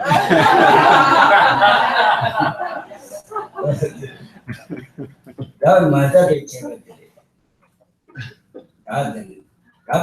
is Chetak in negotiation, which was signed at the number research. The mother and another Jatu Cheramiti, Chevas, Janus and Church to the DJ Kala Soba, Yamba, Yamba, Sanjay, Yamba is, number Samjet to Yamba is, Satang, Sachimbutan, to Chendan, Sanjay, 군이 지게는 산게 사친부터 잡아. 사담부기 사제 사주 제도버지 퓨처를 된다와레스. 자주다 바람이 미치지. 자주기 추기다 바람이 뭐를 나리 사셔리 추니지. 많이 야봐. 자주다 바람이 미치기 추이 쳐봐 가인 바티 잡아도네. 산게다 타르치의 전주 타르치의 전주 선배 개발 등 쉐바 저우스다 제가 또비 개발 한번 말해봐. The dark man that the dark way. 다바디 현지지와 토상계 등양 받되겠어. Dark person. 다바디체. 마다바디. 마다바디. 아니. 또바냥 말이스. 상계 또바당. 아니. 서주 한번 이게 또바니도 잘 지금 So in the commentary, verse 77 says that they're the equal of the Buddhists in their ability to save beings, to transport them to safety, and so that addresses the quality of purity that the Bodhisattvas in their final birth possess. So we're describing it, there's a whole range of Bodhisattvas, they are both pure and impure. So the level of purity that they achieved means their ability to act on behalf of sentient beings is the equal of Buddhas. But their knowledge is not. So the fact that their knowledge has not been perfected represents the impure quality that still remains. So then the last verse then addresses the fact that they are not fully enlightened. Even though they have this ability to benefit everyone in as far-reaching a way as the Buddhas do, nevertheless, their knowledge is not equal to the Buddhas in the way that an atom of the earth is nothing compared to the earth as a whole, and the amount of water in the footprint of an ox is nothing compared to the amount of water in the ocean. So the difference still remains. That's great as that.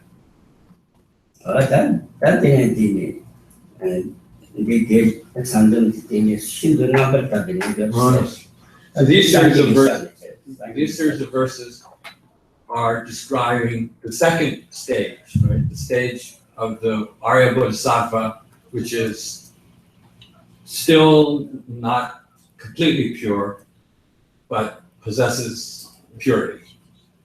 And their underlying fundamental essence of their mind is still this unchanged purity of the mind, natural purity of the mind. And yet, the way in which these beings differ from the first stage is immense. And what remains is the last stage, which is the stage of complete purity that describes the Dharmakayas and ultimate nature. Oh yeah, that's Okay, so bring on your questions. So to tie back to this morning then, would the phrase be used, they, it's okay. They have a proper mode of thought rather than improper mode of thought. Yeah. So that the Johnson Papa Dilata, Sushi Mani Bela Javata, never today. That stop. So Sukia, the Koran is the never they're speaking about. Tishima in the Tishima in the said 인지대 수심을 있지. 내주도 미친다. 일에 제발봐. 내주도 미친다. 일에 제발해서. 그냥 내다발을 따발진다. 동네에 대환진 바 동하나 다음에 가나 다 두진 바 다리 아니 동하나 대신이 다리 동하나 매도환진다를 제다 어디서 간가 중이 이지는 남도에 주시마진데 이제 있어야 돼 내주 때문에 근데 로직게 근데 그냥 이 동네로 집대와 진배로 시켜서나 근데 동네는 이게 차단 계약이 그 대화를 진행해서 근데 뒤장에 근데 유의 된반된 바에서 뒤에 이 몸과 간가를 준비하라. 수십 마디면 이제 세트 다 해야지.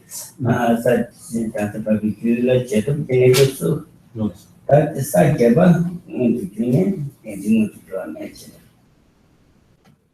넘버 엔진이 빵거래 엔진이 빠져잖아. 야다. 사실은 사담보다 엔진을 제대로 되는 것을 엔진을 Yes, we correct sa indeed, sa tambo tangiba tanto sula. That is my age. Yes, when you go here it's that and Tokunda Ganga theory. okay Indeed, Kunda tanto Kunda Ganga Pambare, sa tanto in the Kamba Pambare. And yes. So there are a lot of points to answer your question, which basically say, no, you're not right.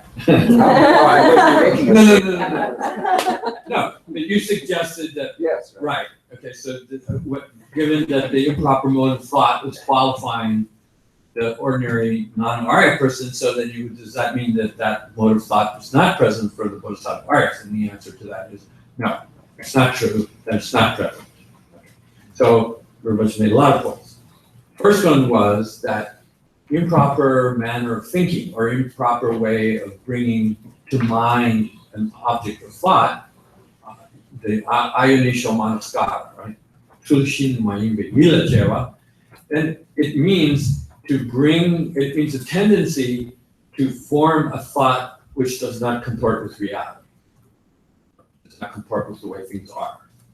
Then that has a special meaning here of then perceiving things as self-existent and then erroneously believing that they're self-existent. So that's the one and prime form of improper mode of thought. But that's not only improper mode of thought. So for instance, in the Hinayana tradition, a more conventional form of error is to perceive and hold what is actually a form of suffering as a form of well-being, and so forth. What is impermanent to hold it as something that persists through time. And what is void of a self as not being void of self. What constitutes a self does not constitute a self, it constitutes a self. So any form of that error is due to improper manaskara. So if you, and the nature of, or the kind of the action of improper manaskara is that it engenders the mental afflictions. So if you look at something that, from the point of view of the Aryas, is suffering, right? Whether pleasure, ordinary pleasure, or even the neutral state, which is subtle form of suffering. If you regard that subtle form of suffering with complacency, right? That is a kind of improper mode of thought. Based on that, you perpetuate your ignorance. If you look at something which is actually a form of pleasure, for instance, right? Or impure pleasure, but which is the suffering of change, right? In particular, those things that we ordinarily think of as pleasures. From the point of view of Aryas, those are the suffering of change. They are something to be, not be drawn to. But if you improperly think of it as genuine well-being, right, then what's going to happen? It's like you're going to develop desire. Okay. So that erring way of engaging the object, suffering as well-being, then that produces the mental fictions. What is not self-existent as self-existent, then that produces all the mental fictions. So there, first of all, improper mode of thought has different ways of exhibiting itself. Then, what about the Aryas, Mahayana Aryas? In particular, the question is, well, are they still subject to any of those forms of improper way of engaging an object? Generally, not until you reach the 8th bhumi. Right? When you reach the 8th bhumi, you remove all the mental fictions, including the mental fiction which holds things are self-existent. So they no longer will have any form of improper thought, right? But nevertheless, the seeds, the subtle seeds of the mental fictions are still there. So you still have some erroneous perception, but not grasping it improperly. So not until then is the improper mode of thought eliminated. Below that, then there are other further distinctions we make. Once you become the Mahayana Arya, right, then you've eliminated all the conceptual form of mental fictions. That means all the mental fictions that are due to wrong, erroneous reasoning. You won't formulate an overt form of grasping things to be self-existent because you think if they weren't self-existent, they couldn't exist, for instance. That would be an improper rationalization for believing that. Right? So that wouldn't occur anymore in a Mahayana art because all that erroneous thought is gone. You still have the innate form of the mental fictions, seeds, and hence the possibility of those seeds to manifest through habit, a belief in things being self-existent. Of course, once it manifests itself, it's kind of like you recognize, oh, I know this isn't true, but here comes the feeling, right? And I'm trying to convey that it's something that occurs by habit rather than by thought. So that still occurs to some greater or lesser degree at the lower stages of Mahayana Arya path. So these are the kind of distinctions to be aware of.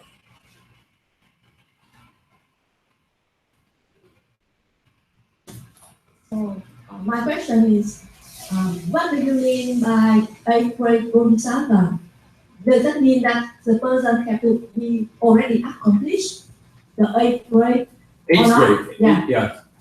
I have to be accomplished the 8th grade to be called 8th grade Bodhisattva. Or if the person accomplished 7th grade Bodhisattva long time ago, and he's somewhere on 8th grade but not achieve the accomplishment yet. So if that person still can get stroke. Still what? Stroke. Stroke. Yeah, mental affliction, stroke. だからさ、さっきは飛べちゃいそうだけど、からさ、ここはで飛ぶ入れるわな、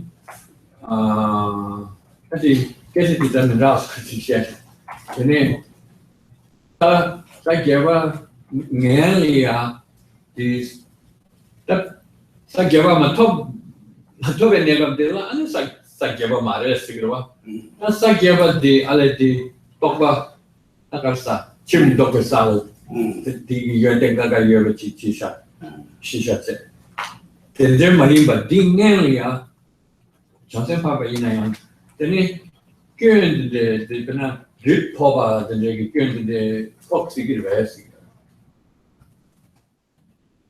di casa di gyumed se ti ano da gyumed de so si kuranzo la to we are vesi and the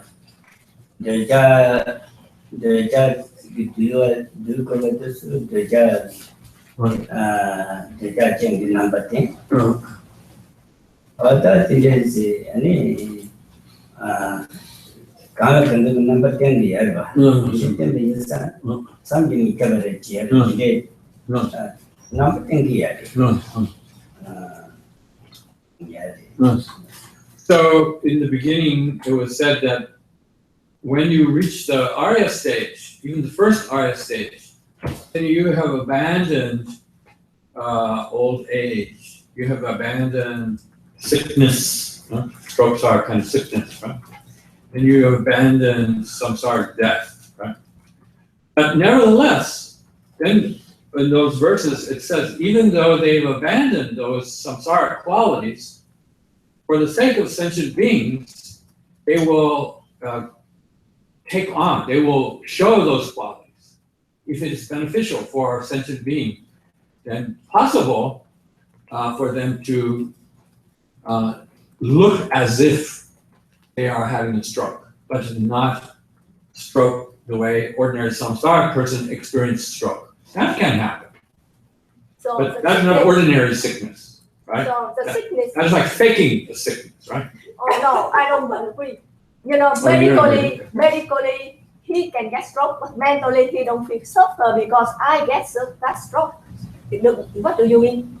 Medically he gets stroke, but mentally he don't suffer like a person. Another person gets stroke. Maybe the morasana being a killing best the Quran the Gyumed power the transition de la ane Quran da karsa so bagi chane ako nasa gi powers ine Quran family ya ako dunia yamares that's go be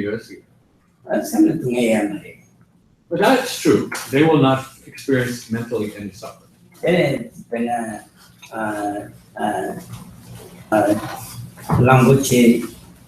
Lambuchi number 10 area. The two pieces, Lambuchi number 10, Lambuchi area, which is just in between Lambuchi area, that's a very encouraging. That's a very just in between Kiji and Kitty, so by a very Kukuran, the Tubali Jenny, Ichiba. What do you say? And that Kanayamari. Changes and by method that you have another cut of children, no tenants, and you be teaching by Yamati, number 10 that he has. So Bodhisattvas, their behavior is inconceivable. We cannot understand. So Bodhisattvas, even they will be born as animals. They will be born as an elephant. And they eat grass or eat ordinary things. They will be born as a dog and they eat filthy things. Okay. And to us, it looks like just ordinary animal. But as a bodhisattva, that behavior is benefiting other beings. And purposely they adopt or assume that form for some purpose, for some benefit. But then dogs and animals, they have difficult life. But for them, as bodhisattvas, they're not experiencing as ordinary animals. Okay?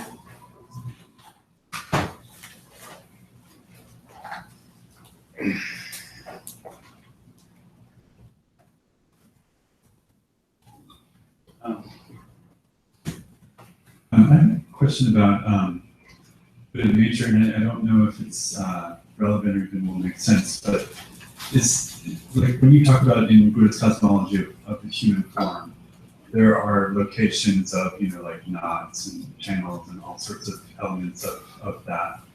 And I just wondered, in terms of Buddha nature, is there a location of it, or is it locationless?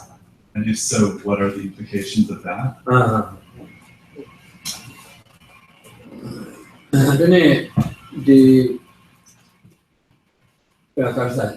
The shaking in both the correct joyous, the color as 아니 나는 저 미 좋아. 나는 좀 미게 좋아하게 수고 같이 가는 감주된 다다 롱다 되게 근데 좀 많이 걸 계절 유아래 아니 대신 내가 들에 라마 더벤 내가 들에 유아래 근데 가서 릭 런신네르디 아니 수고 나리야 그 대사들 믹서 유아래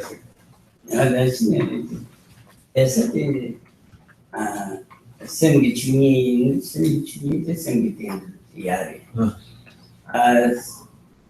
생기 템바메가 디시게바 에스 생기 템바메가 생기 로스야 생기 야마리 템바 마르비야 생크라가 생기 템바 마르바시 야 저 생디 거라 초기 자요 말아 야마리 초기 차이 말아 생기라 초기 소수지 말아 초기 차이 말아 이내 생기 땡기라 시네리티 생기 땡기네 이렇게 생기 캐쳐서 so the Buddha nature is not the innate form of Buddha nature is the mind's ultimate nature. So by that definition, it is not associated with the body, with the physical form. It is an attribute of the mind. So it's associated with the mind, primarily. And secondly, mind has no physical attributes. So you cannot speak of the mind as having any location. Nevertheless, that innate quality is associated with the mind's nature. So it's a quality of the mind. So in terms of identifying it, it's actually with the mind rather than anything physical. The mind has no physical aspect.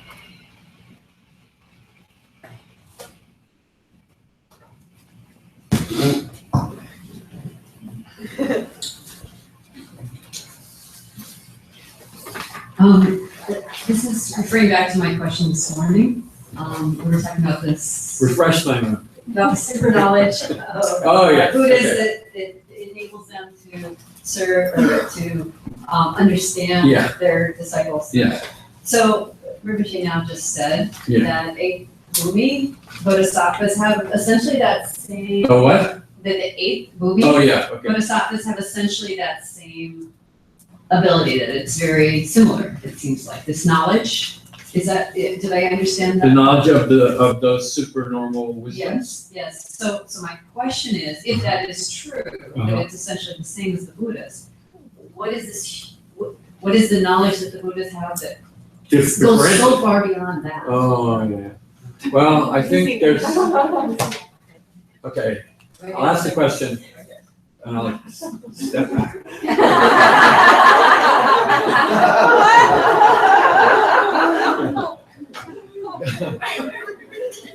다른 쪽에 가서 아니 이 댐베 제부 댐베 된데라 아니 가서 아니 문신아 사바세데 문신 사바세바디 그 교치티오라 아니 디 나의 케치디 가서 물바디 아니 파도야 송바레 에티치 때는 상담을 During the Ling Jala site, you have to be changed some of the so on the answer.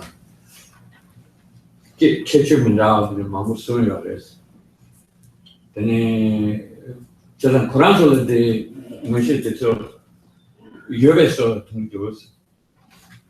Because you are in the honey, because Sanjay and several never sorted. Tell you, $2.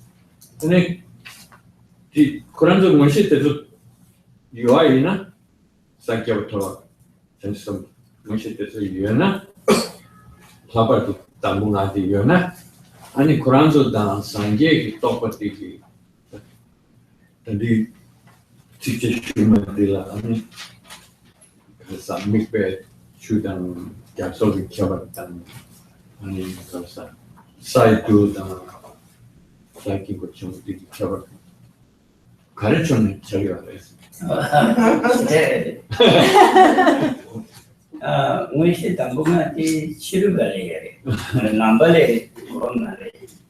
치료에 주에 응시 당분간 뒤야래. 야래. 이래서다 사제가 단도스로 이거 알았잖아. ini arti tek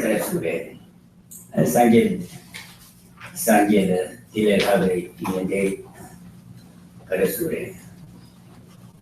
Sanggil itu mesti tang, sanggil itu mesti gaya mebe, sanggil itu mesti ciri. Kawan benar mesti siapa mesti di siang 차단을 제일 맞게 가버려 되는 시기 되는 신기선 차시쳐와 시안에 되는 시 개왕의 개왕아마 시에 무시를 주나 딩아마 저 빠른 매발지 마신 것 마무리 그래 개와 자지가 개왕이 있듯이 무시 지표와 저와 시바세 내시다 상계 무시 치료와 교육을 무시 상승적인 규칙 치료와는 교육을 무시 자양에 개발받는 배야리스. Well, this, first of all, it's not only 8th-stage bodhisattvas who possess those kinds of one-shape, right, Tibetan word, supernatural knowledge.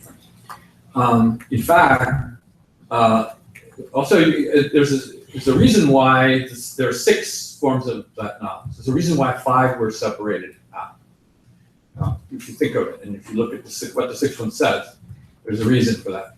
But aside from that, even non-Buddhists, even ordinary beings, are able to attain some form of those kinds of supernatural knowledge.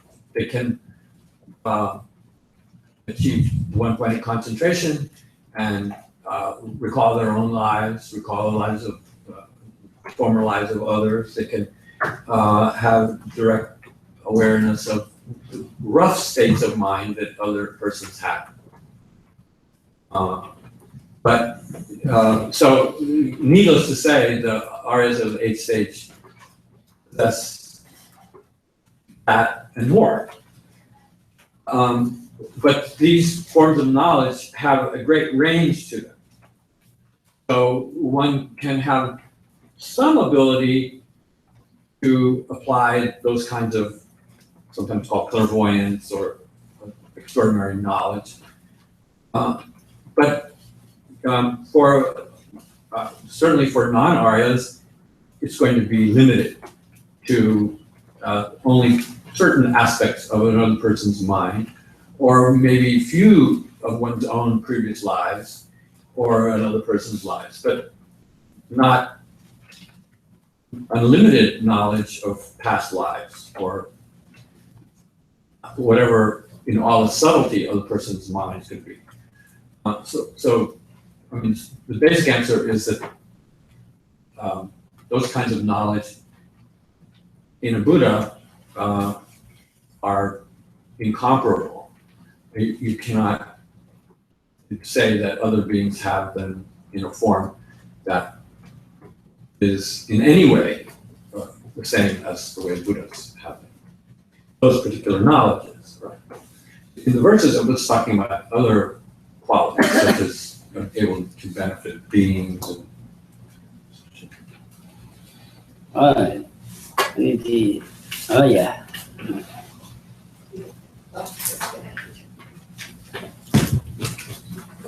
Hi, I have a question about space. You said it's eternal, and in science they talk about black holes, and the universe is expanding right now, and it's gonna come together again, and there might be black matter and things like that. How does that apply to Buddhism?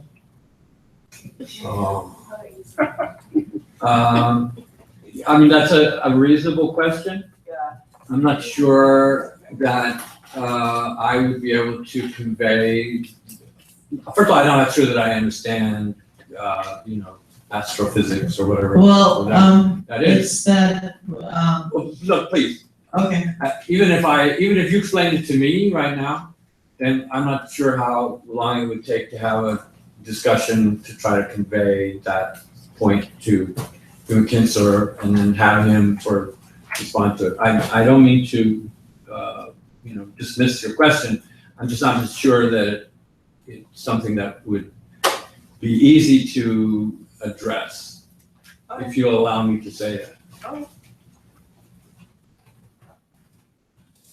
If Gyumed, that kind of stuff, Tenzangi Sinre Parakolia, I mean, Chicken Kambinalia, that down and get us out of the day, and the Nasha to Mari, and it's what they Shuna, the Chatumaris, the Gondas shoot, and one, okay, it's the calendar. I'm sorry, I just don't know that would be fruitful to try to address.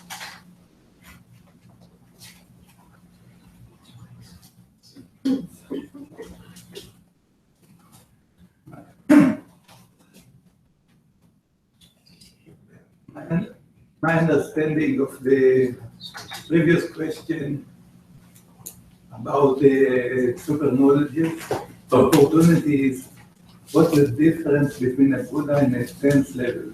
Is that what it's last, the last? In the last existence? Yeah, there is a big difference, two similes for the big difference. Right. But what's some examples? Karsa, the Taranashin, Karsa, the Ning is your Nangshin, and it's a Shubutelea, and Karsa, Sadudan, Karsa, Sadan Juda, Katsotan, Balan, Chiki, Kever, can you sing it and this and the Kever, a dKon, Chichu, Chane. Does shoot the rest, shoot on nice again. Bet Hashana. You beg when in my imba. Community, you're taking the channel can just kill it and just say.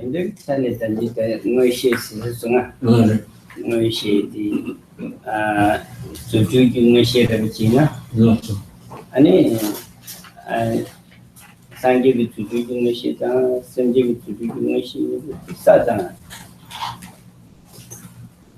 you can't such with the Sumbre. You did the Chale.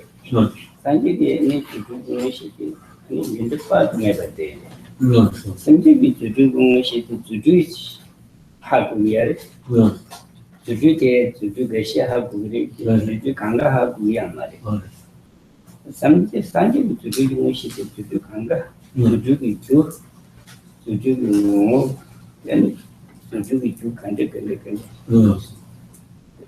did to do the vicinity to do the number kind of side.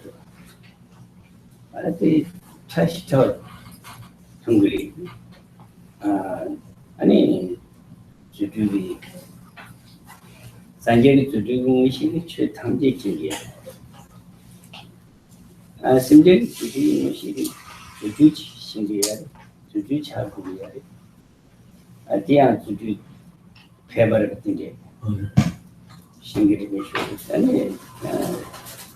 the Konale, the others to do the initiative. And yet, this is one as Sunday managing initiative. I'm not some ship. You're shoot some ship. You're just some ship. You can in my trigger machine. Somebody not to be door of the Nama Cathedral, Mamati, Tatus, Chen. Oh, that's it. Well, the answer that Rinpoche gave was, he said, it's really not different than how you respond to the prior question, which is, you instead of speaking of them broadly, all 5 of them, then he took the first one. He said, Juju means the ability to manifest the magical creation, physically, verbally, all manner. So he said, it's a matter of degree. So those are largely the qualities that come from one point of concentration. Then some persons might have the ability to manifest, fire in the sky, or water in the sky, or walk in the sky, things like that, to some degree, to some moderate degree, some modest extent. But in the case of Buddhas, that quality, that power, that ability is literally unlimited. How to do it, what are the causes for doing it, what is its nature, what does it consist of? Buddhists understand it fully. So I think the comparison is take any unique spiritual power, extraordinary quality, and then just say, in certain people it's fine. In Buddha it is unlimited. That's the difference. Oh, yeah.